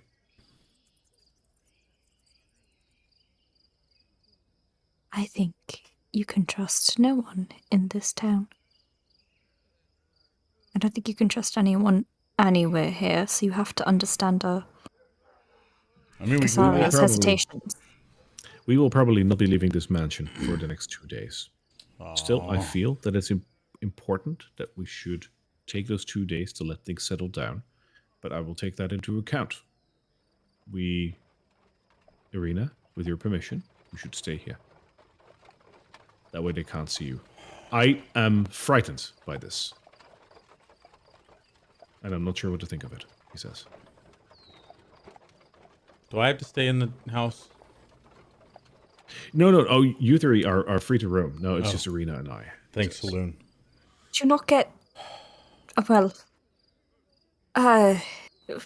hung and quartered by the burgomaster for not, participating in celebrations for 2 days? The celebration of the blazing sun is in 3 days, I believe. Oh. So we should be fine. Not too bad. Okay. You can just see Casario's head doing this from behind, and she's mouthing to herself, "Oh my god, thank you so much for allowing us to stay here for 2 days. We can do whatever we want. That's so nice of you." She's just pretending to read the books on the bookshelf like she hates him. I love this. Hang on. Let me grab a dice. He totally sees that. The dice don't lie. What would I do without your permission? My god, thank you so much. He walks over to you, Casariel, and without asking, he takes a hand of yours. Slap. And he looks at you and he says, "With all due respect, Casariel, but am I making you uneasy?" I'm just going to smile and do one of these. With all due respect, I'm not sure yet how I feel about you. John stands up seeing this, and he's a midway towards almost starting to move over, and he just sort of waits. Irina. Yes? What are your dreams? What do you want? If you could do anything you wanted, what would you want to do? Do you want to go to Kresk? I'm going to look back at him and look back at her. At this point, she says, "Yes, I want to go to Kresk. I want to be free of whatever terror this man sows upon this land. And from there, I will decide what I want to do next. But right now, I feel I am not safe anywhere but there. And I fully believe in what Vasily says, that is the one place in this land where he doesn't have a grasp. Maybe safe for the Church of St. Andal, but it feels like every place is cursed in this land. The Abbey is a holy place. And if I'm not safe over there, then I won't be anywhere. So I'm willing to take that bet. Do you want to spend the rest of your life in an abbey? I won't, she says. It is just temporary. Kasariel, you can tell that she wants to say more, but because that logic does not follow for her. Like magically one day there's going to be no more threat, but she just smiles and nods. Vasily walks back to the fireplace and he says, Casariel, and this might sound strange and it might not make you trust me more, but the fact that you don't trust me completely is one of the reasons why I'm happy that you guys are helping me out. Because that is exactly what we need.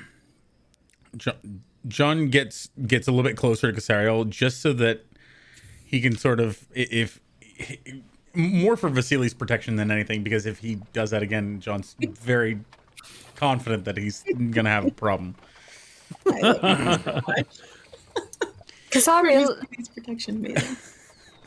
would you prefer it if we stayed at an inn the next 2 days? I don't mean to insult our host. It is very kind of you to allow us. Ignore him.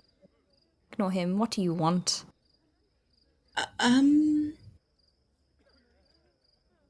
I think we might learn a bit more should we stay at the inn. Very well. That's where we'll stay. Thank you so much for your hospitality. We will meet you here in 2 days at dawn, before the very break, to escort you out. That is perfectly fine. That is perfectly fine. And no offense taken. The offer is still on the table. Should you need a place to stay, my house is a safe harbor for the three of you. I understand your reasoning, though. And again, I hope you will agree with me that having a sense of uncertainty, a sense of, distrust to a degree is healthy in a situation like this. While unfortunate, of course, I wish I could take it away. I fully understand it. Ultimately, we've known each other under a week, and I'm basically asking you for the second time in a row to put your life on the line for someone that you've also known for a very short time. It's a lot to ask, and we couldn't be more grateful for the fact that you are doing what you are doing. You can't trust me. You can't trust Irina. You can't trust Barovia. I fully understand your reasoning, and I wish I could take it away, but he grins. He says, ultimately, you'll have to take my word for it, who I am, and who Irina is, and who everyone is here. And for that, the fact that you're willing to put up with that, at least to the extent that you are doing right now, I thank you. That's all that we ask for. Again, my house is a safe harbor. If you want to stay here, if you'd prefer to stay at the inn, you can, and you should, if that is what you want. We will be here in 2 days. I mean, it might even be best to avoid drawing attention to you and Irina, because like you said, we tend to stand out a little bit more than the others. So if we were to stay in an inn, that's more understandable. Travelers, visitors, so on. If you have a point there, yes. Best not to, go touching people without their permission. I'm just saying. I'm all the way across the room. I may not be able to get there in time. He's just sort of like back away. Vasily will give you a punch on the shoulder, and as he does that, remind himself of the fact that what you just said is totally counterintuitive to that. He hits me in the shoulder, and John just sort of like. Casariel folds her arms over one another. She drops the thaumaturgy that's making her eyes brown, and they are purple, but glowing purple. She used thaumaturgy to make them very purple. I love it. Vasily looks at you and he says, "Okay, anything I can do for you other than this? You're more than welcome to stay, but as I said, anything else?" Could I have a word alone with Irina? But of course, he says. will you two follow me to the parlor, to the hall? He Sure. says. And he walks out.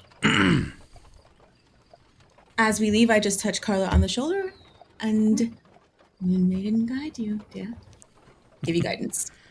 Thank you. Try not to kill him. No promises. John sort of like grimaces at Carly. He's like, I know. Said try. Didn't say promise. All right. Yeah. Let's close the doors just for the effect. Okay, so you're alone with Irina. So Carla's going to take like a moment to sit, just sort of like kind of kneels down next to her chair and kind of offers a hand. Says, "May I?" Yeah, yes, of course. You seem the trustworthy type. Yeah. So I kind of like place hands over hers, and I'm like, Irina, my companions have motivations of their own. My motivation has always been a mystery. Anything that is interesting, I tend to follow, and I have been helping Casariel, so I keep my motivations aligned with her. But while I was in Neverwinter, I chased down every mystery I could, anything interesting, any odd disappearances, any mother who sent in a letter saying her daughter had left and had not come back and had not put in a word, and sometimes they were fantastical mysteries where the people were running off with princes, inventing new magic types.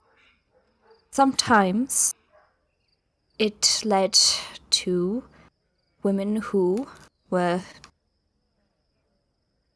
hurt or killed because some man had an ego the size of his wealth.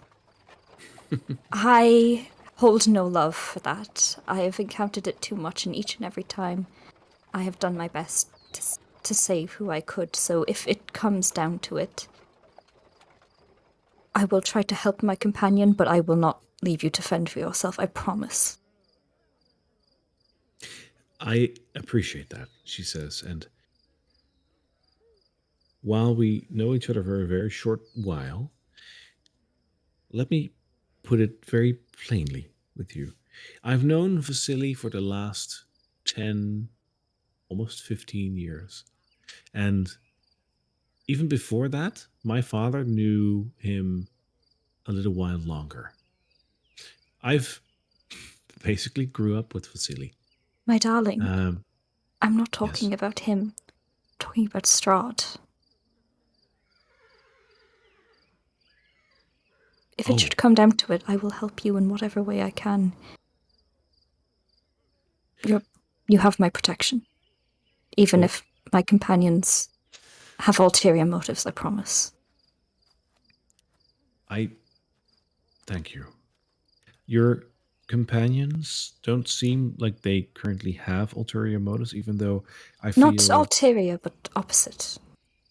Counterintuitive. We can speak more of this at a later time, perhaps, but for now, thank you. That means a lot to me, and I think what we're doing right now is the right thing, but it's good to have a friend. Thank you for that. And if it means anything, it goes both ways for as far as I can. I'm more than capable, but thank you. And I kind of give her hand like a squeeze, and I'm like, it's a trying time in your life. It's good to have someone in your corner. I'm glad Vasily is that for you, and I hope in desperate times I can be too. And I kind of like stand up and I'm like, now, if you grow increasingly bored here, I know a little bit of like magic arcane stuff that can maybe transform your face a little bit so you can go out and about the town. So that's another thing that you have. And I'm going to... Well, that is a rain check, but I'll remember that. Okay, now let's go talk to them. And I got to go out. All right. Irina just decides to just stay there. That's fair. Just been through a lot. Yeah. Vasily slowly walks towards the entrance of his house, and he says, "Okay, So, you sure you don't want to stay? John sat down waiting for food, but he's like, oh yeah, we're leaving. Damn.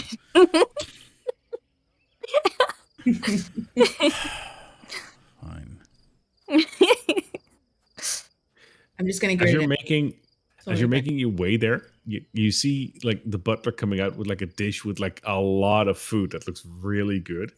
Looking around like, oh, apparently they're leaving, and just turning back and going back into the kitchen. If you have any bags or He's already back to the kitchen. damn.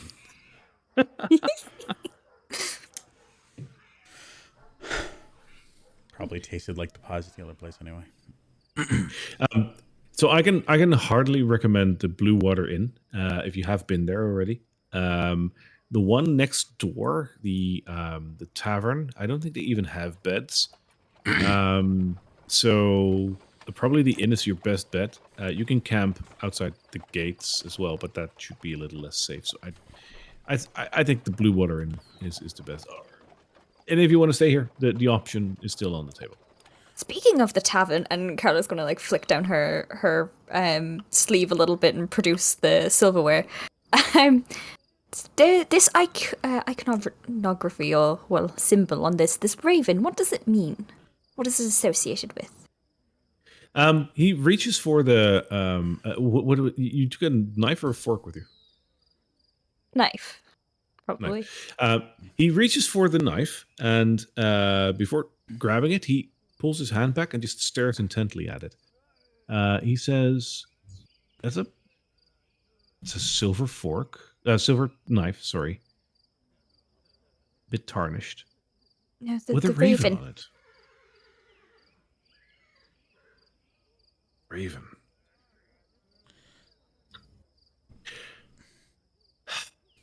There's a couple of families in Barovia that have the raven as their family crest or as part of the family crest. I know the Blackwater family has a raven as a crest. As a matter of fact, they run the tavern. So it's 2 doors down. They have a raven for a family crest, from what I remember. Then there is the family that runs the Blue Water Inn that has a raven for a part of their crest. And there's another family that I can't think of right now, but there's another family that has it as well. So those are 3 families. There might be more. It's a pretty common symbol over here, if it's even a family crest. But if it is, those are the 3 I can think of. Oh, I also strangely have this silverware. It's a bit moldy now, but it did have a windmill on it, and I'll hand it towards him. All right. Could you take a look at it for me? He turns to you, and you just show it to him, right? I'm handing it to him so that he can take it and inspect it. He takes a good look at it, and he says, "There's a windmill on it." Interesting. I know that the windmill is a sign of the Durst family. The Durst family was a rather influential family, mostly known for the windmill that they actually own. It's just outside of Vallaki. I believe it's still in operation. They're currently... And he perks up and he says, they're currently a bakery selling pies. Is that where you get your pies from? Mm-hmm, mm-hmm. John just like spins one out and he's holding it in his hand. Yep. Interesting. Everything ties together. So this is the Durst family crest or family icon. They own the mill. They also own a rather sizable mansion back in Barovia. The family is like died out 300 or 400 years ago, but their legacy lives on. That's a name. Oh yeah. Do you where like did you that? find this? They are impressive. No, or how do you feel about them? I don't know. It's been like I haven't met them. Was their mansion a little bit outside of the house with a couple of children outside saying, "Come inside"? There is a story about the mansion that it's haunted, from what I heard. Now, I don't really believe in ghost stories, but You don't? We have to leave. You best start believing in ghost stories. You're in one. I Am got I in possessed one? in that match. But as the story goes, the Durst family was doing some weird rituals in the basement, and they killed their own children by starvation. It's very sad. But you know how folk stories go. But again, like, how did you like that? As I said, this family has been dead for 200, 300 years. How did you find such a peculiar object? Like, I can't imagine anyone owning this other I am than, nothing if not filled with surprises, Basili. is that so? For a In- 300-year-old family, I'm pretty sure they tried to kill us. Well, you know, you don't believe in ghost stories, so I don't think you'd find it very interesting or believable. Well, keep it. I'll give it to you in case you want it for your research or your bookshelf or something. Here you are. Me? Oh, yeah, take it. It's my gift. A tarnished silver fork. Well, I do not have a lot to give, and my belongings were all stolen. You see, part of the reason why we're here. You're not taking my gift. He extends his hand towards the fork and he says, I mean, I'd feel bad. Mm. Well then, I'll keep it. No harm done. And he briefly like brushes along the fork as you try to give it to him. He says, okay. And he's not sure if you want to give it to him or not. Yeah, I do. All right. He hesitates for a single moment longer, and then he takes it. And he says, okay, it's an interesting gift, for sure. Like, this is history of our land. And I'm not really sure what to do with it, but I'll take it as a gift nonetheless. This is something special, be it strange, but special. Thank you. I'll give this a special place. I'll see if I can touch it up a little bit. Wonderful. I guess we're off. You Okay. wash it in. Yes. Well, the best of luck to you. And if you need us, you know where we are for the next 2 days. After that, we should, we discussed it. We should leave and then go to Chris. Good luck. And please don't take care of yourself. Oh, it's Right. Bye.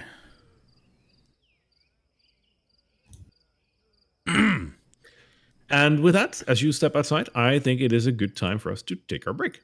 you're so correct. Oh my god. Yes. As we're walking out, he turns to Kasara and goes, "You were just trying to get rid of that old thing, right? It looked like trash." I'm gonna look at Carla. Does she know what I was up to? A little bit.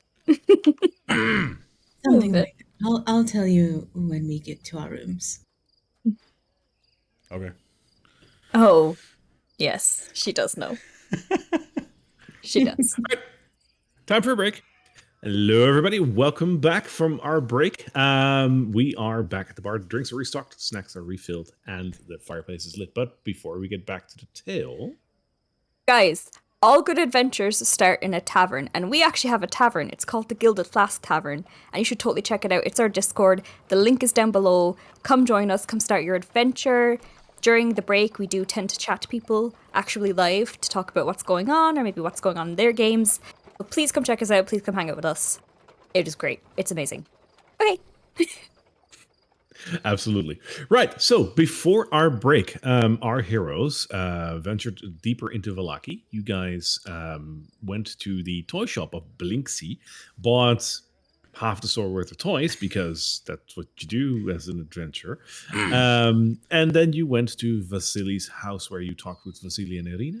We also and you met the decided- competition. Oh yeah, and you went to the Blackwater Tavern. That's true.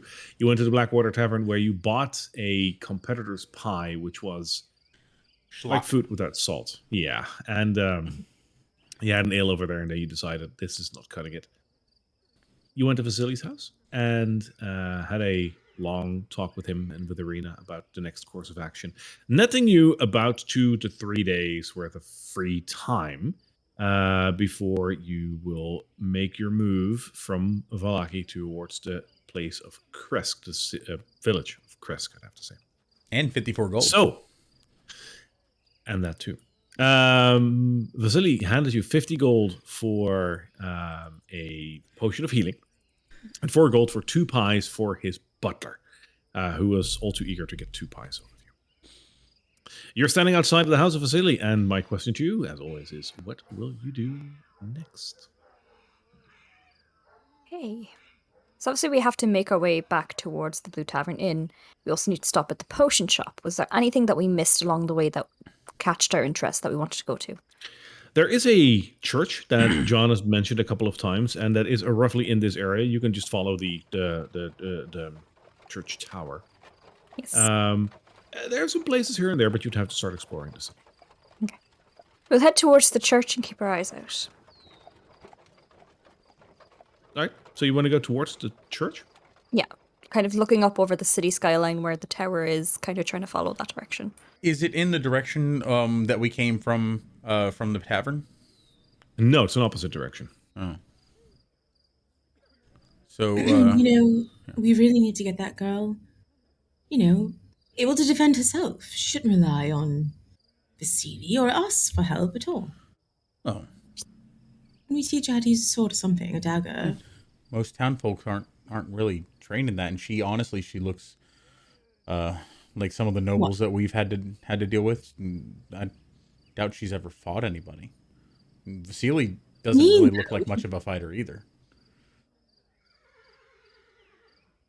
I imagine that they both need our protection. She might be magically inclined.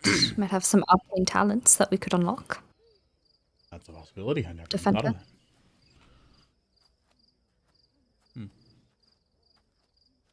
that. For now, let's head towards the church. We might be able to get her like a holy symbol to help her protect herself. Or a blessing or something. Big sword. Or a big sword, yes. Something like that. Yeah. Oh Lord, blessed thy hand grenade.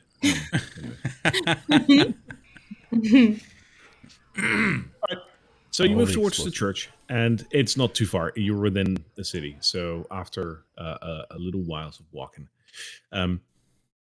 you come upon a rather large church, like in comparison to the one that you saw in the village of Barovia. This is a church, where the other one was borderline a chapel.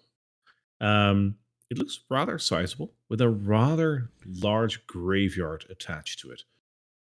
Further up in the graveyard, you see someone lurking about. The church doors seem to be open.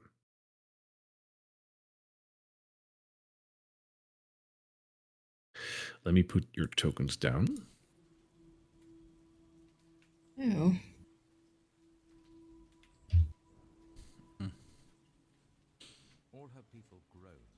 There you go. Do let me know if the background ambience is too loud. We can adjust it. Okay. Defer to your knowledge. This place looks rather bleak. It does. He's gonna walk forward. Is there any person visible as they approach? In the graveyard, it seems that there is someone lurking about in the back of the graveyard. Otherwise, around the church, no.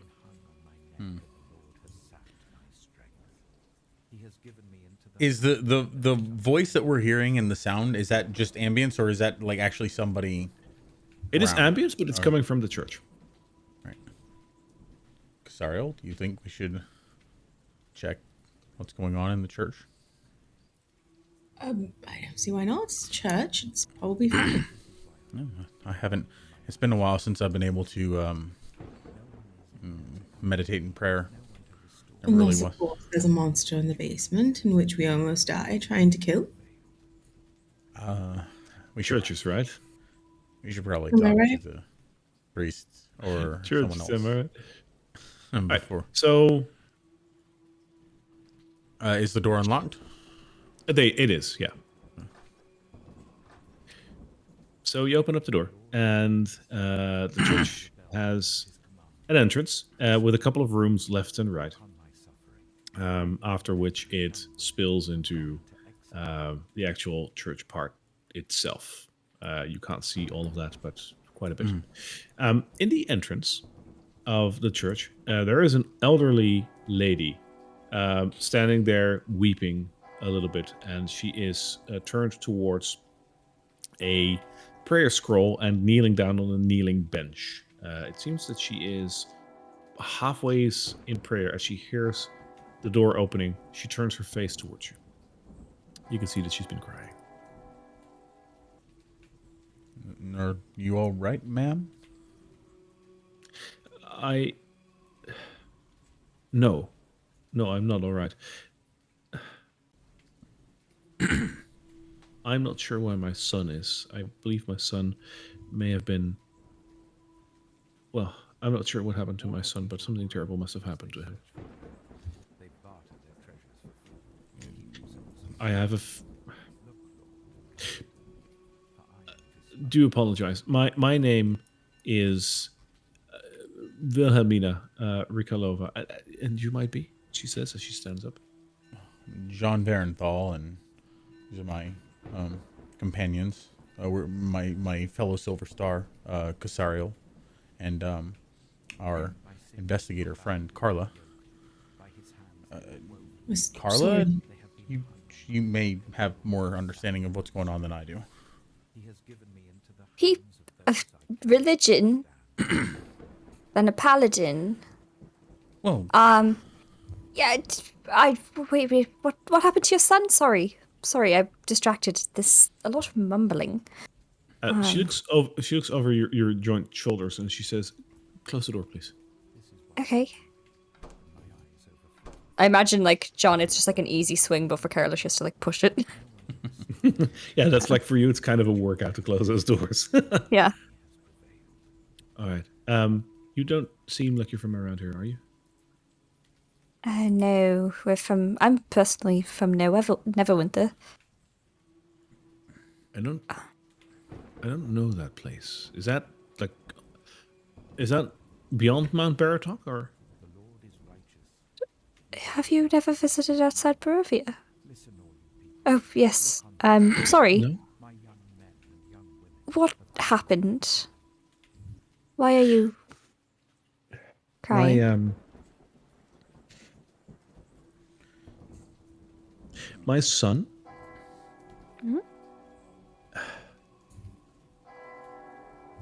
has decided to fall out of the Morning Lord's grace. He stopped attending service, and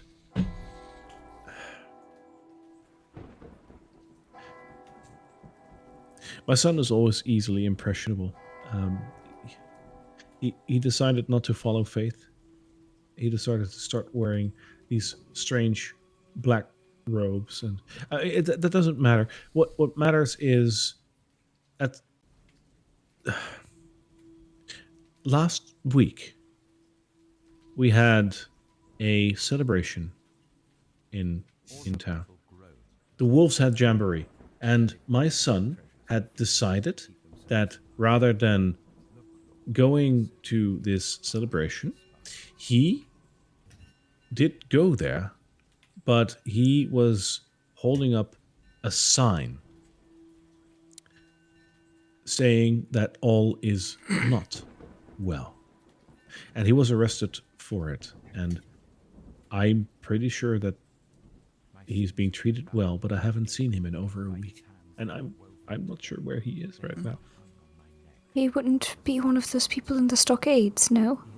No, I've checked. No. You don't know where he is. Oh, that man, did he take him away, the man with the strange arm? He did. Okay, and Carla's gonna kind of like try to get some form of arcane touch with the ring that she left within his pocket. Can she hear anything? It feels as if you've never had that ring. No connection whatsoever.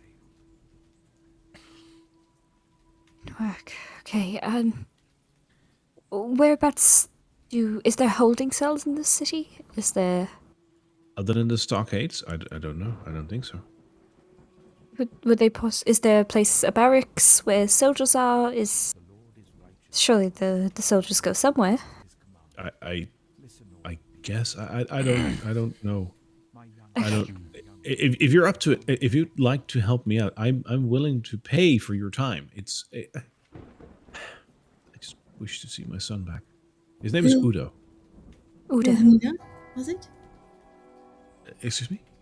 Wilhelmina was your name? Yes. Yes. Wilhelmina, was he wearing anything specific that might help us identify him? He was wearing a black cape and just his normal vestments. He had very nice shoes on. He was the town's, well, he is the town's shoemaker. He's got a lovely pair of boots on. Like, you recognize that. Like, it's very well done. Like, embroidered and everything. I'm willing to pay you 200 gold if you can find him. Of course, yes, we will find him. Without doubt, Rather Melody. much. So yeah, that's why I'm asking all these questions. These will lead towards where he could be kept. Maybe we could reason with this Burgermeister. I mean, surely it's not the happiest option for anyone if he is in jail. So maybe that might appeal to him. We'll look into it. Is there anyone we could talk to about maybe the inner workings of the guards or perhaps the Burgermeister and where they might keep people? It could The be Burgermeister, the Burgermeister does allow audiences at his mansion, especially from outsiders. He always loves to entertain them. But other than that, I imagine this scary man with the arm. He doesn't talk much, but maybe he knows something. And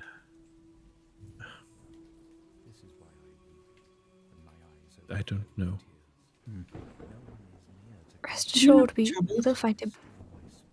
We'll help you. Help you find him. Is 200 gold is an awful lot of money. Is that something? It's my son, and I would pay every penny I have Well, for his safe return. I don't think we could. We're not going to take away your entire livelihood, your home, just for your son. I mean, we'll search for him. We'll keep our eyes open. If we can help, we will. But I don't want you to not be able to survive on your own. Where can we find you? We will do our best. I will probably be here or at my home. I live close to Blinksies, one house down, but I will probably be here. This is almost my second home.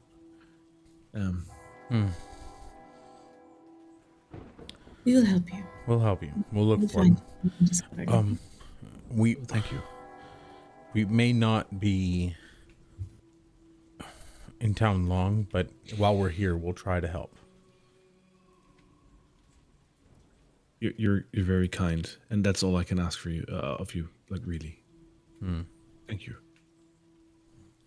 Best of luck. Thank you.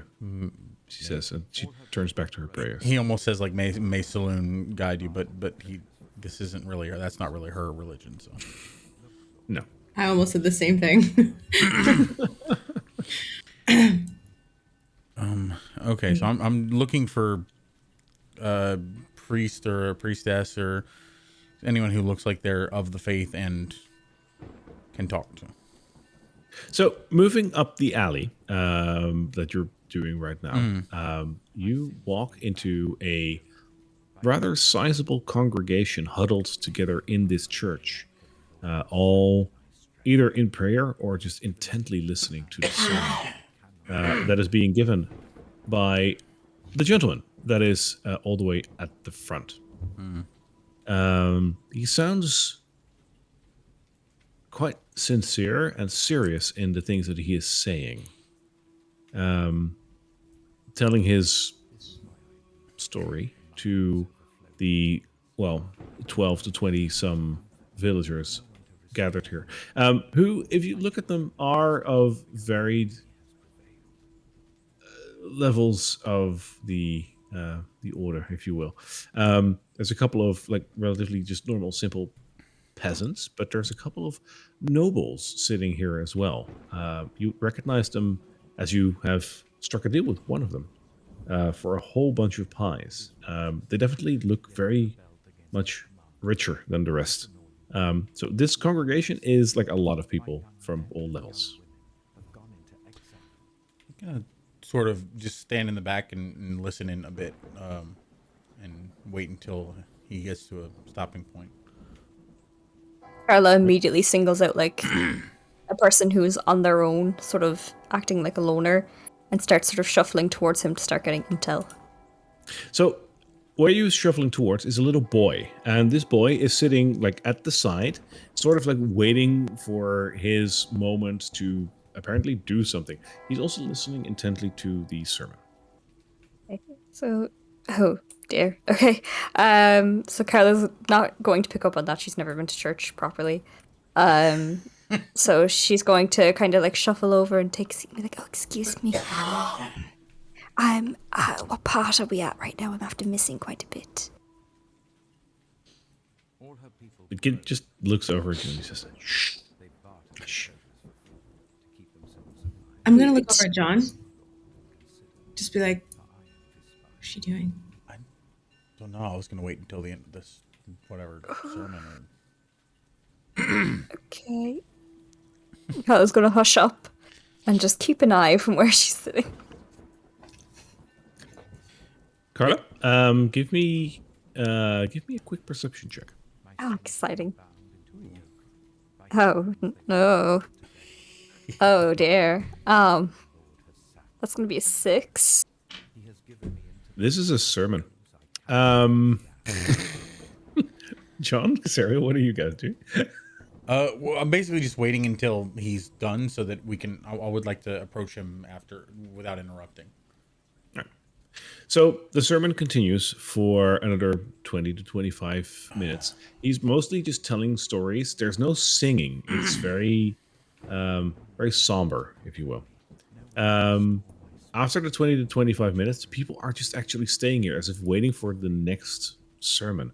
But it seems that the sermon itself is over. Does he just stand up there? The father, once he is done, moves towards the side and sits on the bench over here. Right. I think initially when he stops sermoning, John starts walking towards to like he's gonna just try to talk shop faith kind of stuff, and he's noticed everyone's still sitting down and this father's just sort of sitting there. Are they talking amongst each other? Like, give me a perception check. All right. I am super good at. I'm actually not bad at perception. 13.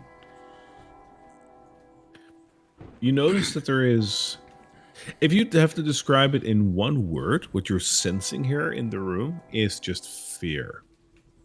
These people are scared or extremely discomforted, and because of that, they are apparently deciding that this is the safest place to be, and they're deciding to keep being sit down. That's what you're getting from this. She's gonna look back at Casariel and as he's walking past people and just sort of gesture kind of discreetly towards them, like okay. She's gonna do like a gesture to head towards the preacher. The preacher guy. Okay. Yeah. He'll walk. He'll make his way up and then over. All right. The father will notice you coming closer and nod at you. Hello. I'm John Varenthal, and this is my compatriot Casariel Silverbrow. We're Silver Star from Neverwinter, Church Saloon, and I wanted to come and spend some time in a holy place and reaffirm myself. Father Lucian of the Morning Lord, Silver Star. Yes, of course. We're I can't agents put my of finger on Saloon. it, but it sounds familiar. Something of Agents of Saloon, right? Sariel? But Perhaps you've met one of us before. I'm gonna take my hood down. I'm looking for my mother. Perhaps you've seen her?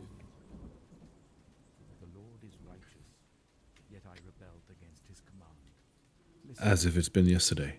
Yes, I have. Strange. We usually don't see people from outside the borders of our land coming to look for family members. Your mother, you said? Yes. But you look so young, and so did she.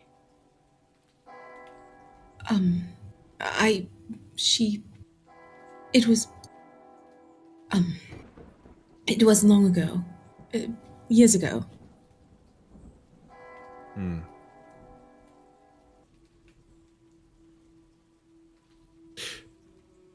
I remember your mother. She's been here. She was not from here. No. And she came seeking guidance and answers for questions that she had. The biggest question that she had was, what was happening in this world? And I tried to help her as best as I could. And that was the last that I've seen of her. But I might be an older man, but I remember your mother vividly. She looks just like you. Yes. She's quite. She's rather unforgettable. Far more so than I. Are you looking for her?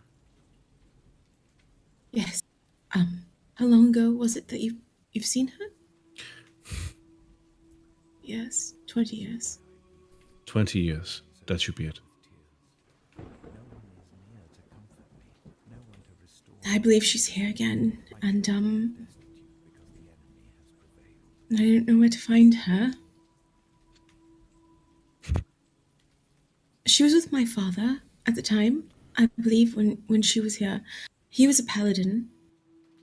Your mother spoke of the Church of Saloon, and while Saloon is not regarded as a deity in our lands, I noticed the similarities between the Morning Lord and Saloon to a degree, and I advised her to go to the Abbey in the village of Kresk for further study on the topics that she had questions on.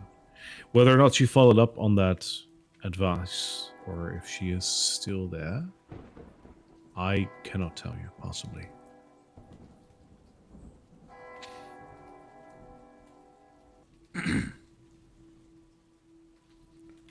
Well, just to hear that you've met her is inspiring. Thank you. You're welcome, my child. I understand. Family is important. Is there anything else I can help you with? I lost the weapon that was bestowed upon me by my order upon entering this land, and found something else while I was beset in somewhere, and it's handled very nicely. It's probably saved my life more than once and performed very well, but it's there. I don't know if it's ever been consecrated, and I was wondering if I could just meditate here. Maybe if you have any holy water or anything, I can consecrate my weapon. Meditating is, of course, fine. That is what our church offers. As for holy water, Yes. I wish I did. We used to. You don't have a font on the grounds? It's consecrated grounds. Perhaps it is best if you would follow me to the study for a moment. Of He course. says, very quietly. We do have another friend traveling with us. I'm gonna look around. Where did she go? You see Carla, like, He basically points over, asleep. like, yeah, he points over at the other side of the, like, he's like, again, like, Barovians are like all humans. So he points over and he's like the gnome. She hasn't slept in a few days. Been a few days. I lied to you. I'm in a church. I shouldn't lie to you in a church. That's not true. I think this is her first time in a church. I think this may be her first time in a church. It can be overwhelming. Also, I totally love the fact that you're all just brushing over the fact that I called her a gnome. Oh, If she was there, she'd be infuriated. John was like, I believe we've actually worked with a gnome before. I don't think she is one. She's a bit taller. Upon like waking up, sensing eyes on her, she's going to turn to the kid and she's like, "Is it over? Is it done? Can I speak again?" Is it over? He says, "Follow me to my study, please, for a moment." He stands in the middle of the hallway, turns to the congregation. He says, "Pray, my children. Pray that the light of day will guide us. I will return shortly." And he walks towards the door over here, takes a key from his pocket, unlocks the door, and walks in. I think as we were going with him, Carlo wanted to talk to the kid. Is that Yeah. You can still do that. okay? Okay. Yeah. Did either of you try to indicate for me to follow you? I think yeah. Okay. John was actually just gonna yell, "Carla, we're going into this office." A moment. I turn to the kid and I'm going to be like, "What were you waiting for? What were you going to do?" The kid looks a little nervous as you're talking to him. Mm-hmm. But As he that should. could be just the fact because it's a kid. The kid looks at you and he says, I help out Father Lucian with the various things we do in church. And I sometimes help out Milivoje in the graveyard. So I'm just waiting until the sermon is ready, and then I help Father to like move pages in the book or something, or light candles. Yeah. You ever seen anything cool in the graveyard? Any ghosts? No, You lying to me? no, Can't lie in church. You know that. I wouldn't lie to you, but I think I wouldn't. No. Okay. And she's going to just sigh, realizing she's wasted her time and follow them. Okay. And Walking also, into the howdy study. done. Sorry. The father like sees you coming in and he says, "Close the door, please." Oh. Okay. We have a major problem on our hands, and I might need your help. Anything in the Emma- basement? Sorry. I'm so sorry. He looks at you like puzzled, like why you would say that, and he says, "We don't have a basement." What? Oh, last church had a basement or an undercroft or something, and yeah, there was something unhuman in there. Yes, rat infestations do seem to be a problem.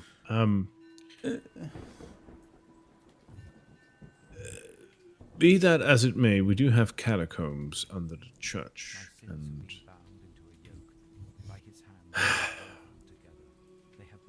before I tell you my issue, I need to confirm.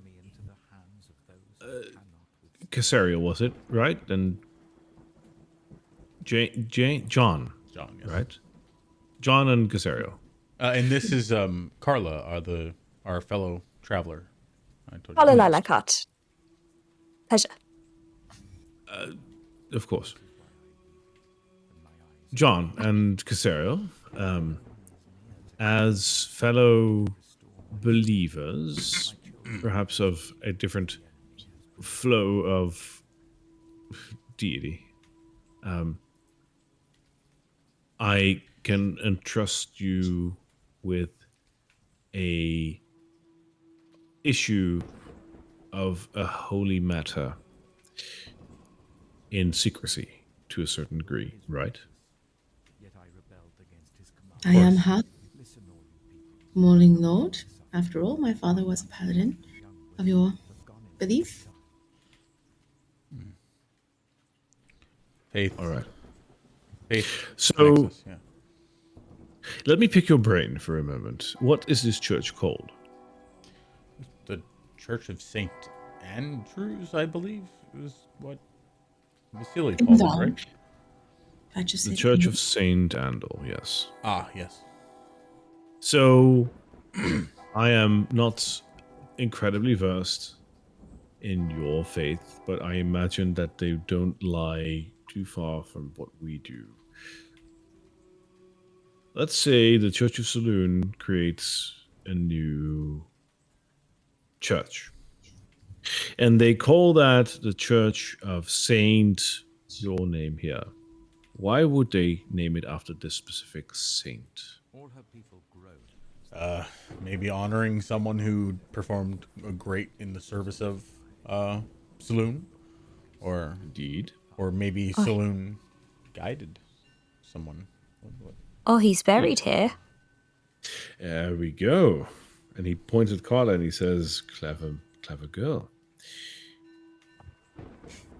The Church of Saint Andal is here to honor Saint Andal, and coincidentally also harbors the body of Saint Andal, protecting us from all manner of dangers and darkness that this world seems to have. My issue is that below the church, the catacombs that hold the bones of Saint Andal have been robbed. I can't put it any other way. Robbed? Someone has broken open the final resting place of Saint Andal and stolen the skull of the remains of Saint Andal. Who would want the skull of a dead saint? Well, Why was he sainted? just to desecrate it. Saint Andal stood for everything that was good and holy, standing up against darkness and shadow. He was hallowed for the fact that he was a true disciple in the Morning Lord's eyes, and the fact that whatever happened, nothing will live surpassing the daylight. The daylight conquers all. That was what Saint Andal believed in. That's what Saint Andal preached. That's what he proved. That's why he became a saint. Our church is consecrated and safe against dangers because of that very oath that Saint Andal has against the darkness and shadow, and that lives through his remains. You can imagine my predicament to find out that those remains are no longer intact. He looks expectantly at you as if you guys know the answer to that. Yes, if, Well, who's your leading suspect? Sorry. He's fine. He's more of an investigator than I am. Well, your man who works at this church, who knows the people who come here, the dealings, the goings in and goings out. Is that child suspicious outside? Would he have been near that? You know, who would have contact with the holy remains? Mean Yeshka? Yeshka, yes, it's... what I mean is look towards the people who are able, have access. Who would be your first thought of someone who would have taken such a thing? I can't imagine Yeshka taking a skull. He's too much of a boy for that. He's too young. But if you'd ask me, I don't know. Someone who knows that we have those bones buried beneath the church, who knows the value of that, and more importantly, knows the value of taking that away. That is the person you should be looking for. Have you noticed Honestly? anyone? Forgive me. Honestly, I can't think of anyone that would fit those descriptions. Have you noticed anyone in black robes hanging about? In the city or in the church? Do you mean like the boy we're looking for? He the man? he rolls a dice.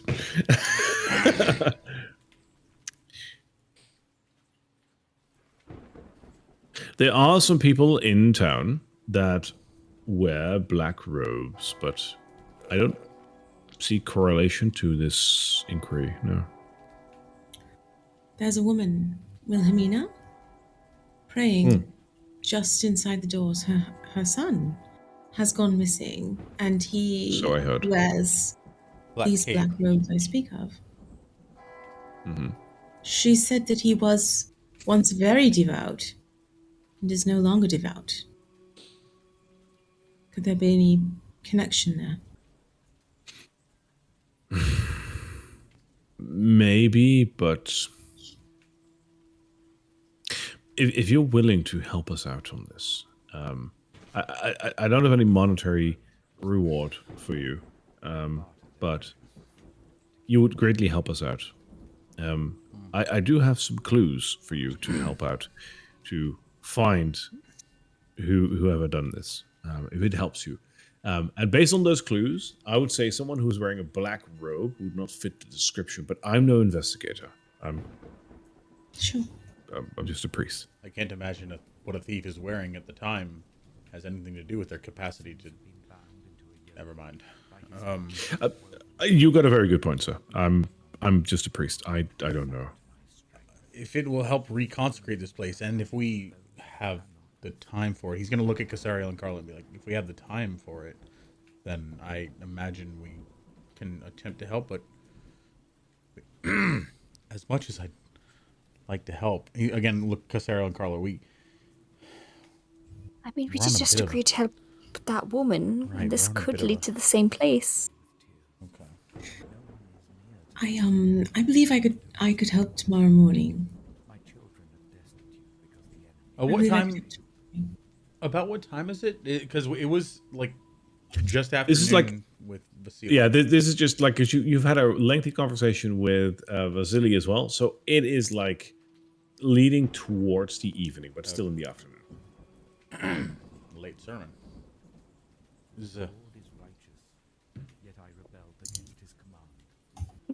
yes. We have 2 days, and we probably will be tracking back towards the mill at some point anyways. What are these clues? I mean, we certainly will gather as much information if we can't So- solve it for you. When we noticed that the skull was missing, we tried to look at everything that we could to like possibly solve this issue. We found near an old lock in the crypt, we found a rusted fish hook. The chest that was containing St. Andel's skull had a lock on it, and that was pried open, and well, there was a fish hook next to it, so that would lead to believe us that that fish hook might have been used to pry it open.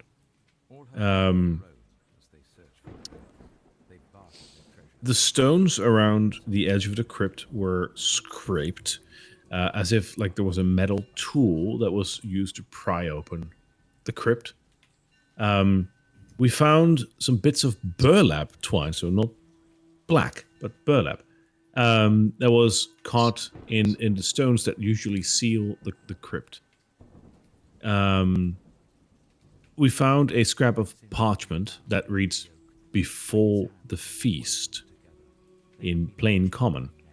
And then there is. I don't want to cast blame on anyone until they have been proven guilty. But I do have a couple of people that they were acting suspiciously so far. Who are they? Well, first off, and this doesn't leave this room, please. Isaac has been standing outside the church during service and watching people who come and go. Is that the guy with the big arm? Yes. Ah. And then there is the two Wachter boys. They're called Nikolai and Carl. They've been in the graveyard a few times, just sneaking about, if you will. And that's just... You don't sneak through a graveyard. It's not a place to toy around. Definitely. And maybe it's completely unrelated. I don't want to cast blame on anyone, but it's strange, if you will. John sort of like crosses his arms and tries to look, unwavered, but when talking about the graveyard and the crypts, he's not very comfortable. Did the skull still have its jaw? Yes. Could I take a look at the scene of the crime? You clearly have gleaned a lot from it, but I think my eye over it might help. Sure, that would help you. I don't have a map of that, but he will bring you down to the crypt. And Okay. the clues that he's given you are matching with what you see over there. Okay, if I can't glean anything more, that's fine. Give me an investigation check. 12 plus 6 is 18. You notice that the remains that he points out over here, so the final resting place, you would expect, if this is some sort of tomb of a saint or something, you would expect like a coffin or something that the entire body is in. Rather, there is a whole pile of like bones and whatnot that probably constitute just about the entire body. And next to that, there is a chest, which would have probably contained the skull. And that one is indeed open and missing a skull. So the rest is there. It's just a skull. So only this... Oh. Interesting. She's going to keep that in mind as she kind of comes back out. And she's going to be like, I think I did run into those two brothers at the bar. Blue Tavern Inn, which is where we were headed. Yep. And they looked rather suspicious. They do frequent the bar a lot. They are troublemakers, if anything. And recently we did pass a couple of people robbing graves that maybe could be a conspiracy beyond just these walls. Could be.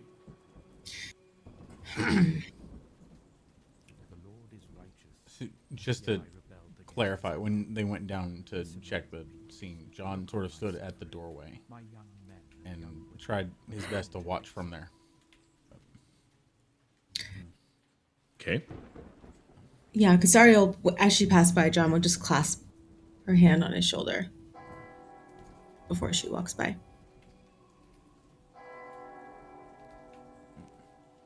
Oh. All right. And then when you guys come out, we're all back together. So off to the inn. We certainly have a lot to think about. Well, we're going to the Blue Tavern Inn we could possibly run into those two, do a bit of chatting, see what we can get. It wouldn't derail our plans too much to see if we can take on some of the leads. I am quite interested to see what people will do with the skull. I know that in my past studies, usually it's to talk to the dead. Yes. I would advise you. I don't mean to pressure you in any way, of course. Like I can't full well do that, nor would I want to. But in 3 days' time,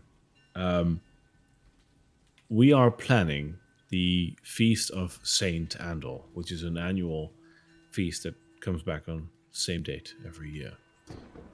It is a feast to commemorate Saint Andor, and you can imagine that puts some pressure on this issue. Obviously, I can't full well put that pressure on you, but I felt the need to share that with you nonetheless. We're probably leaving before that anyway, so we got. If we're going to do something, we'll do it soon. Is there any reason why somebody wouldn't want to be here at the Feast of St. Handel? Some sort of villain that would be adverse. Father Lucian smiles like very, almost painfully at that as he like looks down at his feet while you say that, and he says,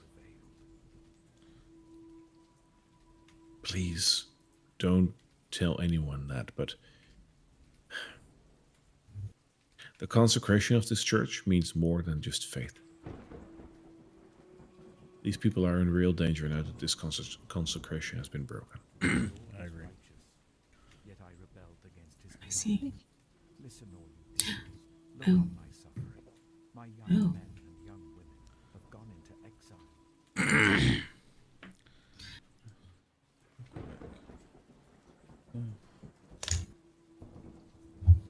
To investigate the brothers, we need to find that woman's kid, which would lead us to investigate the warden that patrols these places, Isaac. Ivik. So everything leads within similar directions. We might be able to get this done within that time. Hopefully. Is there any way that I could use, because it's not one of the options in ceremony, is there any way that I can use that to like temporarily consecrate an area for a time? I think you can make holy You have water. 5 pounds of silver. We have 10 pounds of silver actually, in the form of a legendary item. But If you want to use that, then I'll allow it. well, yeah, you can. So you can bless one vial of water to make it holy water, but so yeah, I was just thinking like if that's something that is a possibility, that is an option to explore. It is a possibility, for sure. It would consecrate the area for the duration, right? Like there is a duration to that. No. So the way this works is ceremony typically has a very specific effect, such as atonement, which is allowing someone to shift alignment, or blessing water, coming of age. It has a static impact that doesn't have a duration. It just some of them do. Like a funeral rite will allow you to keep a body from becoming a zombie for 7 days.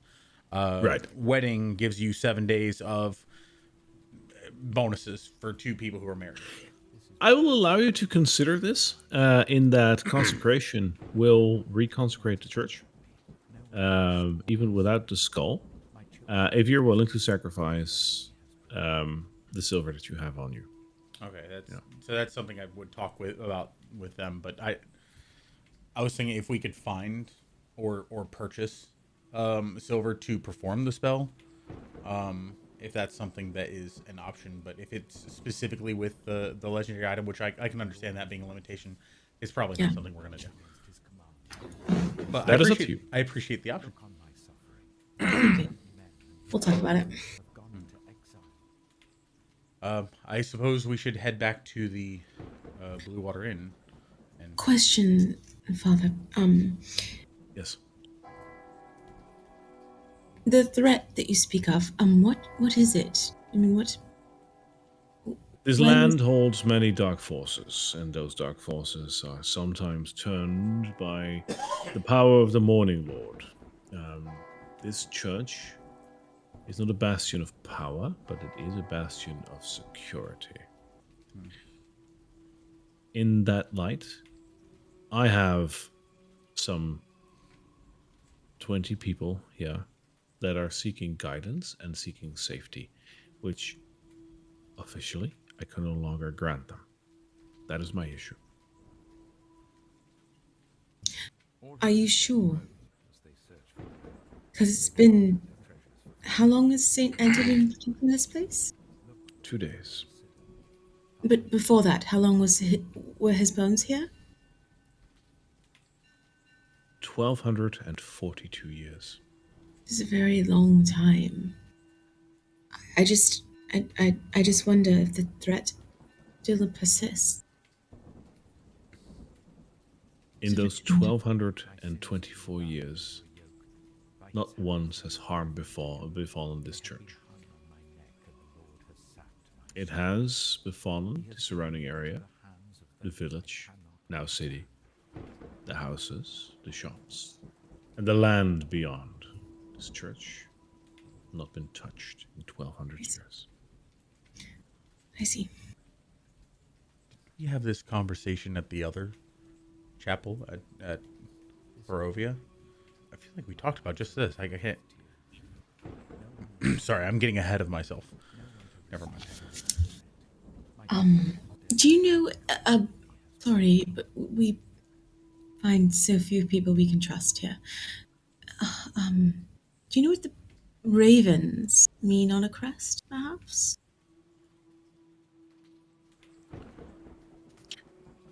The dice might tell you. I guide you, DM. No, you He's don't. out of I would almost rule of cool that because it's freaking funny. But you know what? I will rule of cool that. What did you throw?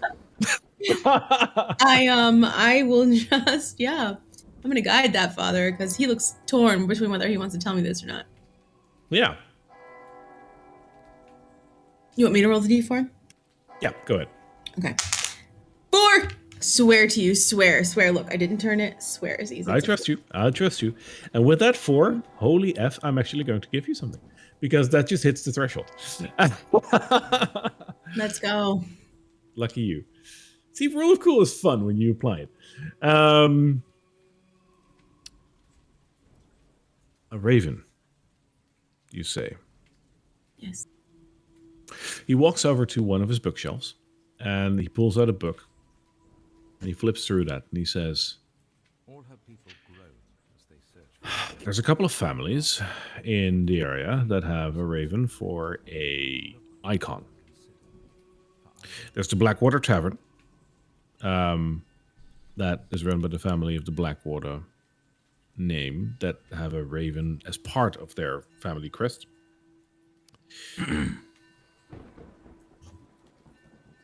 There is the family that is running the Blue Water Inn. They have a full raven as their family crest. And my mind tells me there is a third one, but I can't put my finger on it.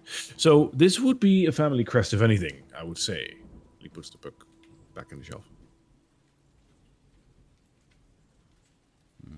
It represents people who are to be trusted or people who perhaps are not to be trusted. It represents a family crest. I'm not really sure if you can put any value on that. It represents people who don't make pies very well. It represents people who had the time to make a family crest. Usually that means that they are of noble birth.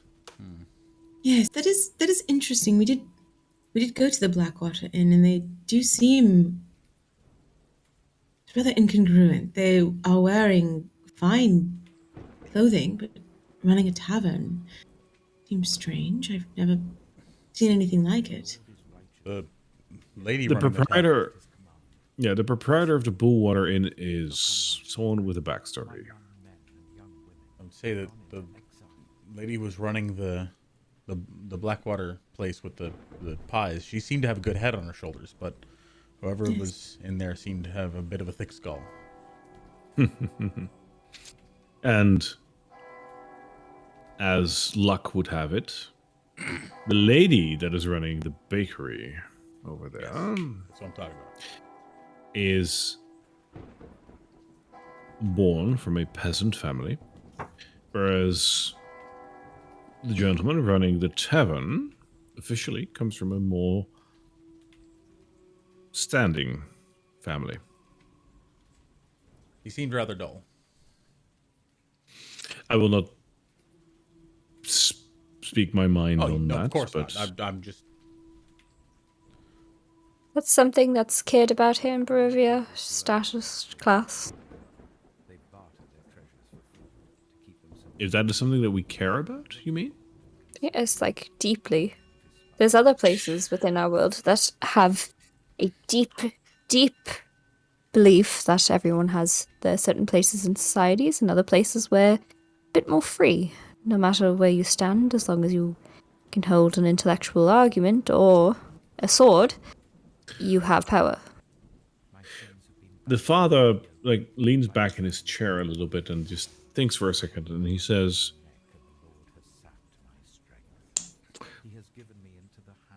"Do you know who the lord of this land is?" Yes, I do, and I pull out the ventriloquist of Strahd. Oh no. He gives it it gives it, seeing that doll, he gives it a chuckle because that's it looks pretty well like Strahd. Yes. He says, "Yes." So he is a count. Counts aren't all that far up the ladder of royalty. Yes. And the lower you are on the ladder of royalty, the more lesser royals you'd want to have accumulated around you to solidify and validate your position. Now, I'm just a priest. What do I know? But I understand one thing, and that is that these forms of power work predominantly because people around them believe in it. Yes. It's like religion. He discards that. No, Carla, you see, Just like their religion. aristocracy This is so true, and I'm an discarding it. But an abstract human created paradigm. Religion is real and substantial, and you can touch it. And Yes, but what's the difference between you as a agent of Silverstar and someone who simply believes in her lady? I mean, your power's obviously Oh. provided by her, but does it raise you higher within the ranks? Does it make you better then? no, it doesn't make me better than, but it is a construct versus an actual reality. I mean, I can Carla. use the power saloon. There's a reason for the hierarchy of this world. I don't mean to preach at you. It's just my opinion, of course. Yes. Father Lucian says, if you can be in good graces with the Lord that is just one title away from what you are, that gives you security, that gives you safety, that gives you luxury, and that gives you a way of living that is better than most other people. So, yes, most people will truthfully believe and stick to the Lord of this land, in titulature and in position, if only to secure their own position, if you catch my drift. Now, again, I'm only a father. What do I know? But I've seen this practice as long as I've lived. Who was in power before? The Before Von who? Zarevich. Before the Von Zarevich family. I don't know from the top of my head, but there is some history written on that. If you could find a book on that, it should probably tell you. Von Zarevich is the first of his name to rule this land, but there have been people before him. I mean, he seems younger than you, no offense. So, I mean, who came before him?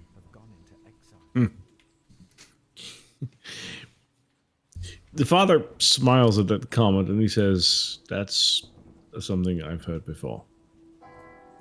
That you look... I didn't mean to cause Nope. offense. Nope. Well, he looks- No, you've been so kind. We have an investigation, do we not? There's a killer, well, not a killer, right. a Oh, robber sure, on a we loose. certainly do. Oh no, absolutely we do. Yes. Of course, you're the brains of the operation, by all means. Yes. We have a robber on the loose. We have certain leads.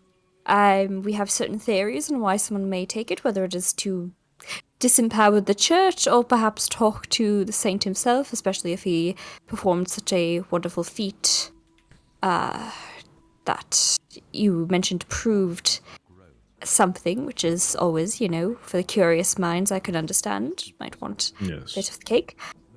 So we will be on our way, I think. Will we? Unless you two have any more questions. No time like the present. And then please do ask. That's what I'm here for. I just wonder, do you have a symbol of the Morning Lord, a trinket, something that I might carry with me in memory of my father? I would pay you for it if you did. Also, No something need. for our friend. Your friend. We have a friend who we were gonna get something for. Is that still a thing? Timothy? She's fallen on incredibly hard times, and we No. think religion might comfort her. Right. Morning Lord. Oh. I don't know what I can But say. Casario's Your far more sword. important with it. Huh? No, do you have a sword? Like a big, huge sword that we could give her? Father Lucian laughs at that because surely you're joking. He opens up a drawer, and from that drawer, he produces one silver medal, which looks like a sun, it's just like a radiance of the sun.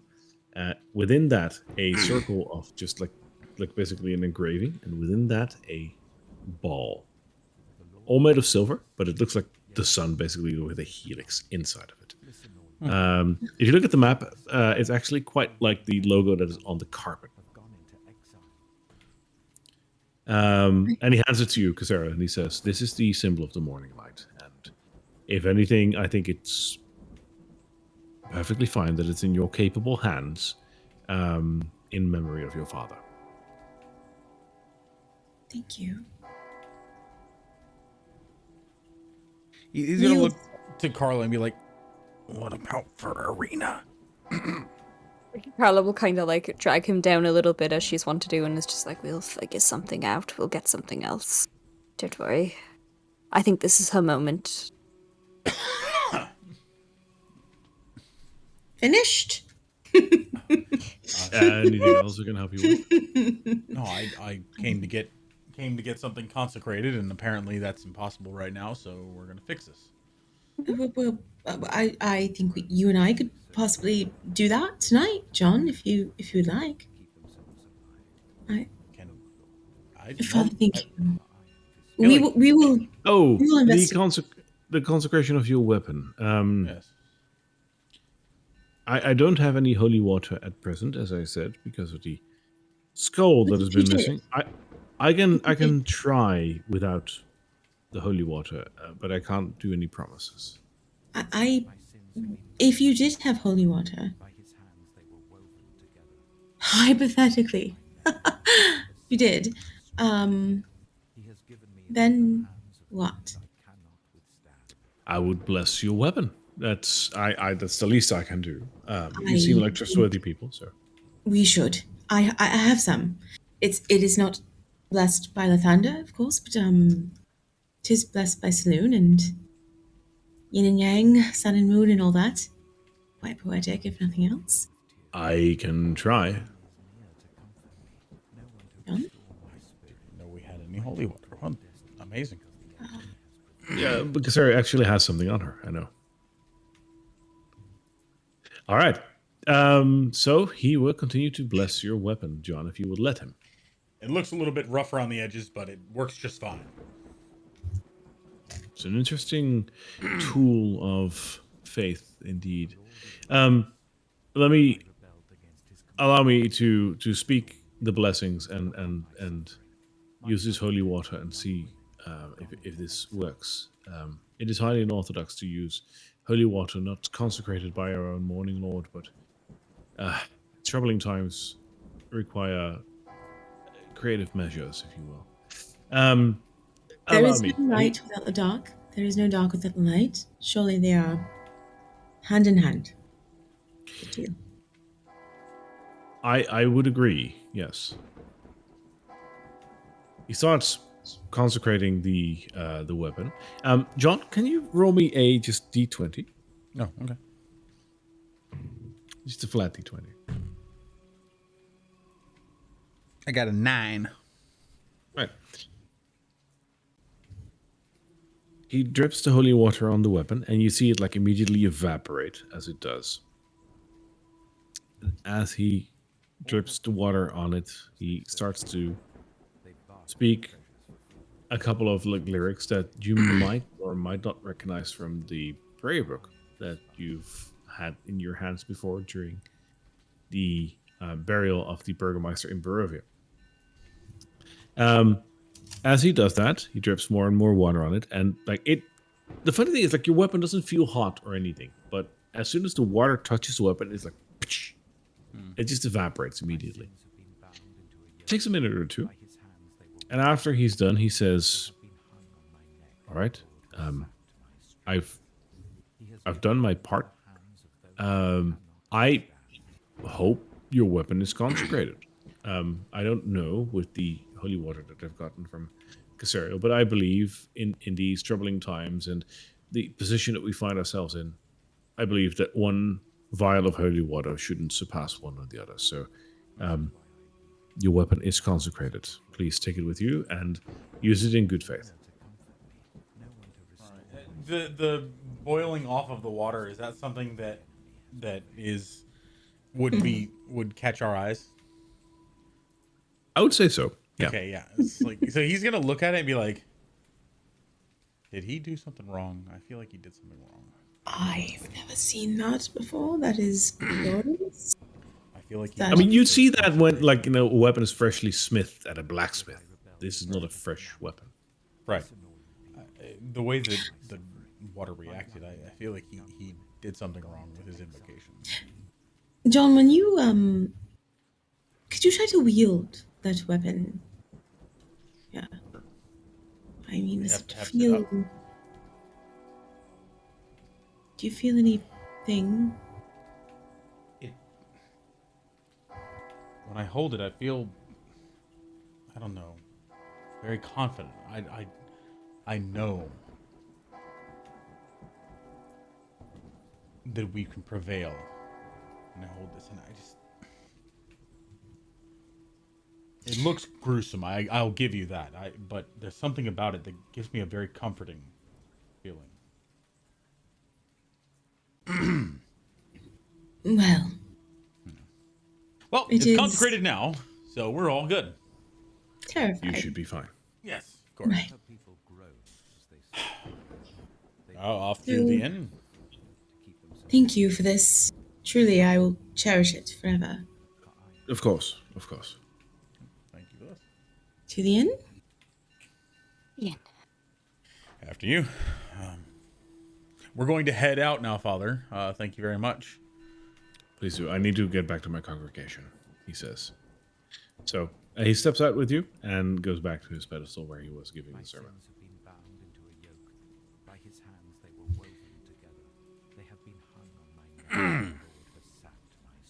That's a lot of weight to bear on these people's shoulders. I do not want to give this up, but I cannot justify keeping it for the safety of 3 when the safety of 20 could be kept in its stead. And I'll just like peek out the top of the statue. What? Silver. This is what you were talking about, right? Powdering this for your ceremony. I think that's as far as I understand, based on what I've been told by the priest back home. What I'm proposing is very temporary. It's not something that would be. Is it? I was proposing something if we had some level of silver or holy water here, and I could perform the consecration. It would last until we got the skull back, but I don't know if this is a permanent solution.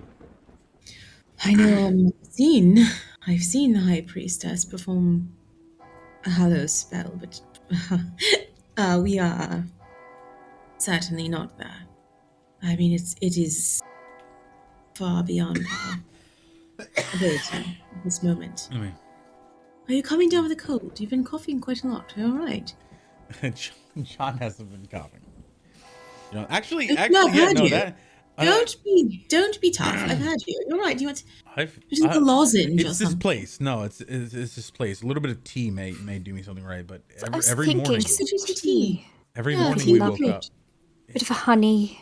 Perhaps some Yeah. honey. Oh, honey. That's very good for a sore throat. I haven't felt that rested ever since we've gotten into this place.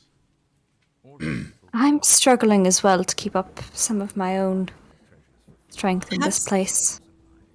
Perhaps here, something about the Blue Water Inn makes me feel calm.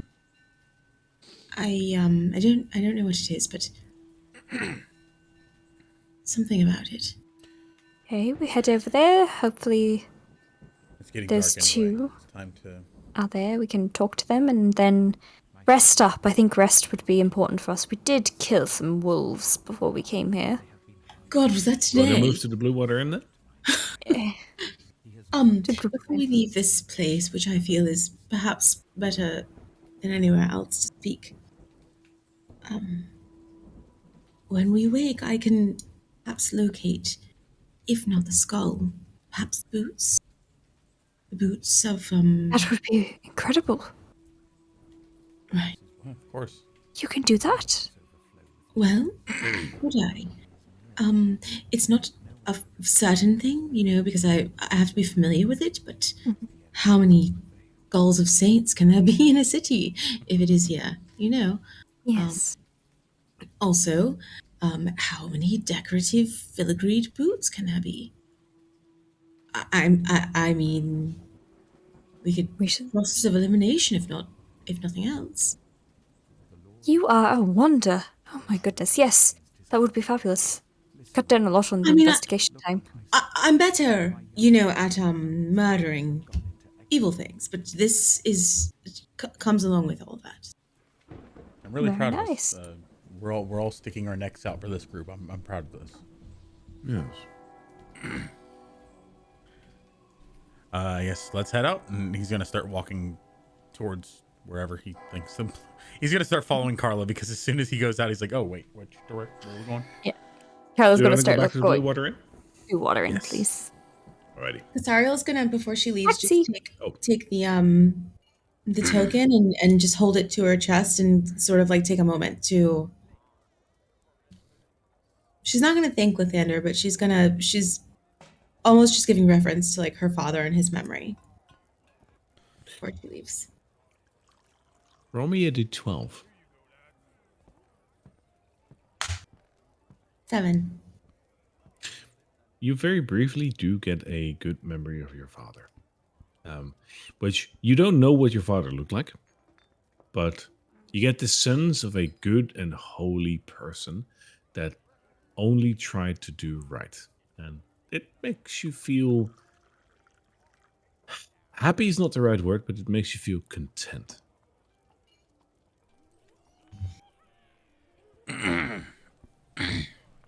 Sorry, that yaw in the background.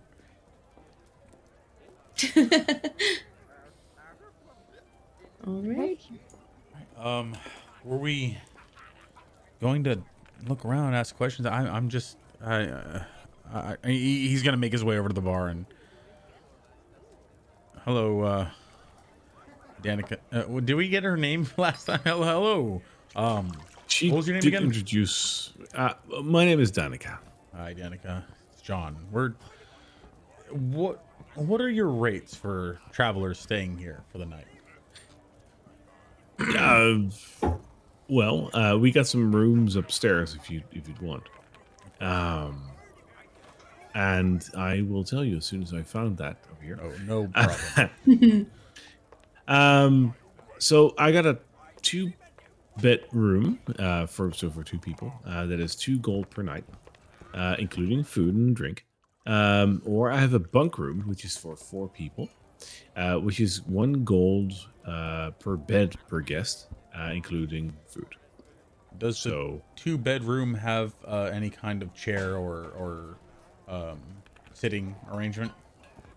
It does not. No. A box, a chest. I was talking about for myself to sit and I can doze. Let me quickly check. Just has- get the good room. Just get the Um, room. Brr. The two-person bedrooms do feature a chair. Sure. Would you guys be willing to cram into You're a smaller room? exhausted. Get the good room. Oh, fine. I say over my shoulder. Yeah, fine. I guess we'll take 3 of the bunks in the larger room. Okay, that's 3 gold, please. Of course. Once again, completely forgetting that Carla has a lot of the gold. He's gonna just take 3 of his own gold out. Why would she spend it? She's keeping it for a reason. Because she's a rogue bard. Bard. Yeah, a brogue. Brogue. Brogue. I'm She's a shoe, damn it. Tom a brogue. All right. Then the bunk is just fine for you. You can use 3 beds of that and whatever facilities you can find in the room. Food is included with that. Fantastic. After sorting out bedding arrangements, Carla's going to beeline over to the 2 men that she'd heard call themselves Carl and Nikolai earlier. Yep. And she's going to park herself in front of them. She's going to kind of kick her feet up and she's like, so, I mean, how's your head these days? You wouldn't want to go around losing it, would you? It's on our shoulders. What? It is, and I mean, how much about like human skeletons? Do you know? I'm practicing to be a doctor, and I'm just incredibly interested in the human experience. You know, because you lot seem to need doctors more than halflings or the sorts. There seem to be only humans here. So you know, do you know what's like inside your head? What's So that Nikolai called? is like the closest to you, and he nudges you a little bit, and he says, "You know what? What? I love skeletons. Love skeletons, yes. Do you like their skulls? Oh, I do. Tell me. Do I like ghosts? Do you... No. Oh, do you? Do you like ghost stories? Do you like... Or are I you do. more of like a holy man? No, I love ghost stories. So you're not too fussed about religion? Yeah, no. Religion can suck my, like, you know. Well, have you come across any interesting jobs lately?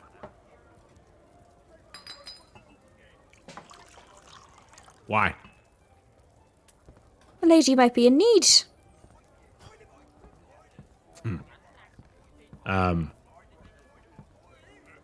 Well, if you're very curious for work, you can always check the coffin maker shop.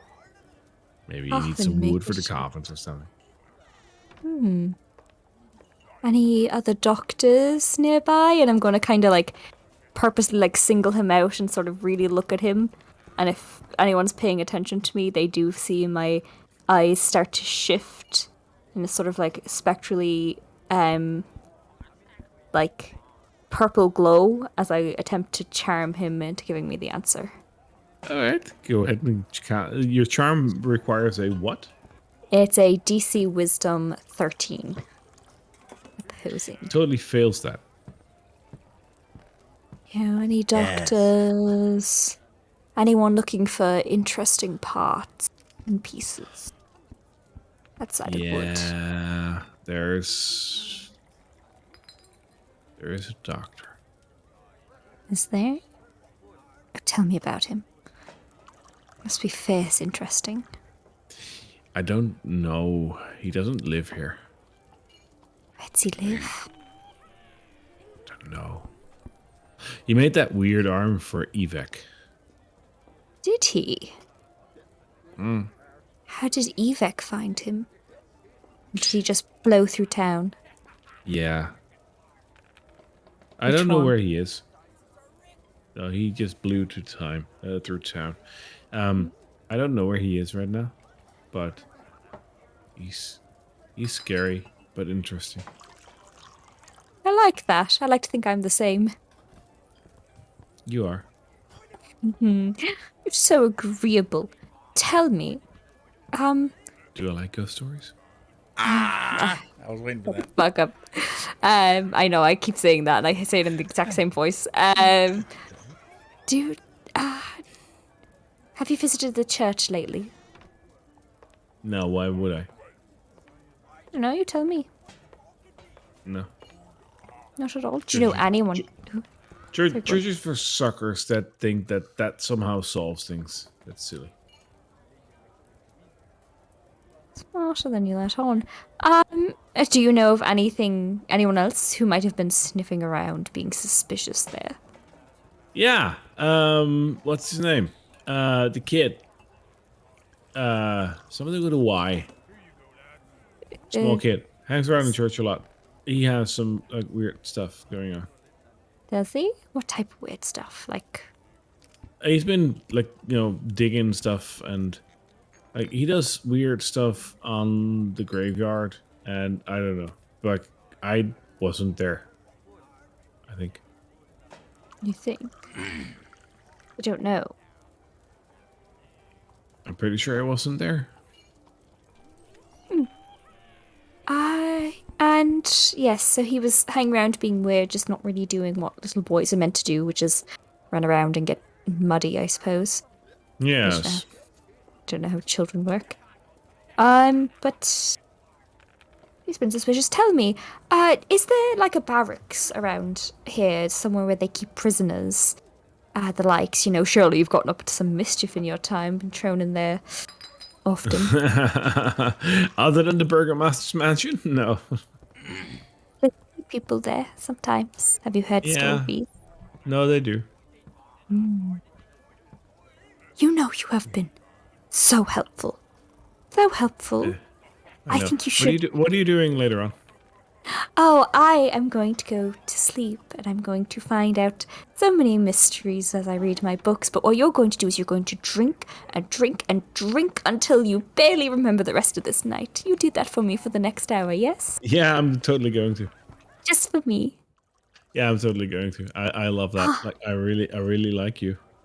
I really like you too. Enjoy Yeah. your drink. And I'm going to slide just a single gold across the table to both him and his brother. And I'm going to be like, drinks on me for the next round. They really don't care about that one gold, but other than that, the drinks are great.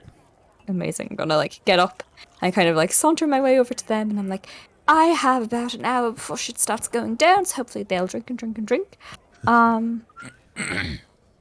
So that kid definitely being held in the Burgomaster's house, and that little boy that I was talking to, who was very serious and kind of annoying, he might have stolen that he's now a suspect. Either him or the man with the hand. Do you remember that weird doctor that we knew? Daskaloo, yes. Yes, he might have had something to do with the hand. As soon as I heard grave robbing, my brain immediately went to him. So, Nasty little man. nasty little man. But not a problem for right now. In Whether that stark might be true. contrast Yes. to Carla's expert subtlety and use of charming, Casariel walks up to the table of these two kind of rough-looking dudes, places both palms down on it, takes her dagger out of her pocket, spins it around in her hand, and stabs it into the middle of the table. Says, "What are we drinking?" They both look at the dagger and then look at you with like a curled smile, and they say, probably the same as you're having. You're an interesting lass. What do you do here? I propose a game. Do you now? All right. Unless you two are scared to lose too well. You're not, are you? No. Depends on what the game is. Go on. Cards. Loser. All right. Loser cards it gives the information they've acquired. Well, here, you two look like you know a bit.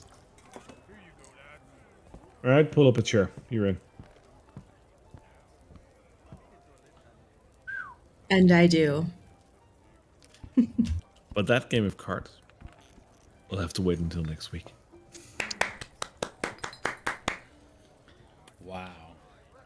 Love it. That's a cool cliffhanger. Right there. John's like Rollies. halfway through another pie. Oh, what's going on? What? You know, they just didn't seem like the type that would give information without some Persuading. bullshit happening first. You know? It's a smart approach. I like it. Whew. All right. We got Good session. pie competition. There's so much. Toys, Vasily and Irina. Yes. The church, and then the tavern people have been coerced and intimidated. Maybe, I don't know. Properly terrorized by us, yes.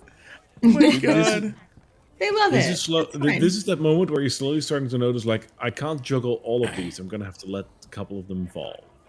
Yeah, that's what I was like. Yeah. Once Is the that father, what's happening, or are we just like pulling all the threads? We're like, What? hold on, there's one more I'm thread. not telling you. I'm Pretty not telling sure. you. once the father was like, "Hey, I need help," I was like, "I'm only going to be here for 2 days. I'd love to help, but."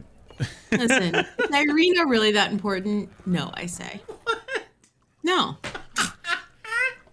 Right? Oh god. All is well in We're running Vallaki. completely 2 different campaigns. All will Yeah, be you guys are well. playing the Pie Irina campaign, and I don't know what I'm doing. We're getting ahead, Pie sticking our Arena. neck out for things, you know. Oh, Gotta fix- Pyrena. I'm on You're like- Strahd's team. I'm literally Strahd's ride or die. You're Strahd stan. We are Yeah. humble Twitter users, Pretty yes. much. Yeah. Yep. Yep. Pyrena. That's It where it's seems at. all right to me. Team Yeah. Pyrena.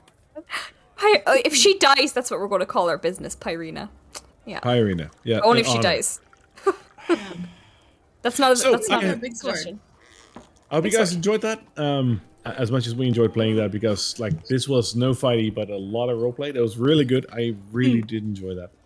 And next week we'll see where that leads us, because we're getting a lot of things that we need to keep track of. So. Oh boy.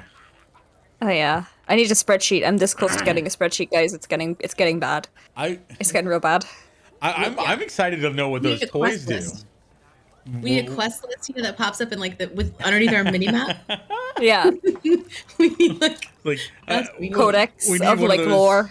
One of those boards, so we have all the characters that are constantly cycling. One of them needs Yeah. to be just Yeah. a board with a bunch of like sticky notes and strings. You know, Carla. Right, with faces, right. Carla has like 5 of them in her home back in Neverwinter. These maps are Yeah. insane, by the way. They're incredible. So- Amazing. Beautiful. Again, for those of you that are watching on YouTube, of course we're live on Twitch right now, so we do see the chat that is going on right now. And one of the we are blessed with the fact that Andy, who is DM Andy, the one that is making about 80% of the maps that we're using right now, he is such a talented map maker. And I do, before we end the episode, I want to give a big shout out to the fact that Andy is making these maps out of his own volition, and it is craftsmanship of the highest level. Yeah. They capture exactly what I want to tell as a DM, and it's just perfect. So Andy, Beautiful. please keep on making the rest of the maps. It is wonderful. We want more. Insane. We want more. We do, because I still need the maps for like Ravenloft for a while. What time? Oh, Because this- as you this can is see, really we cool. spend 4 hours just role playing in a city, so it's Oh, good. good time. Yeah. It's So hard Okay, to for now, yeah. There's so many different threads. It's hard to move forward know. while you're finding more. It's like, oh, walking forward. Oh, I stepped on something. Oh, it's another plot line. Hang on. It's like, okay, let me refer to my alignment. No, I'm cool. I don't care about Irina. We're good. Let's go. I think I'm still chaotic neutral. I think I'm okay.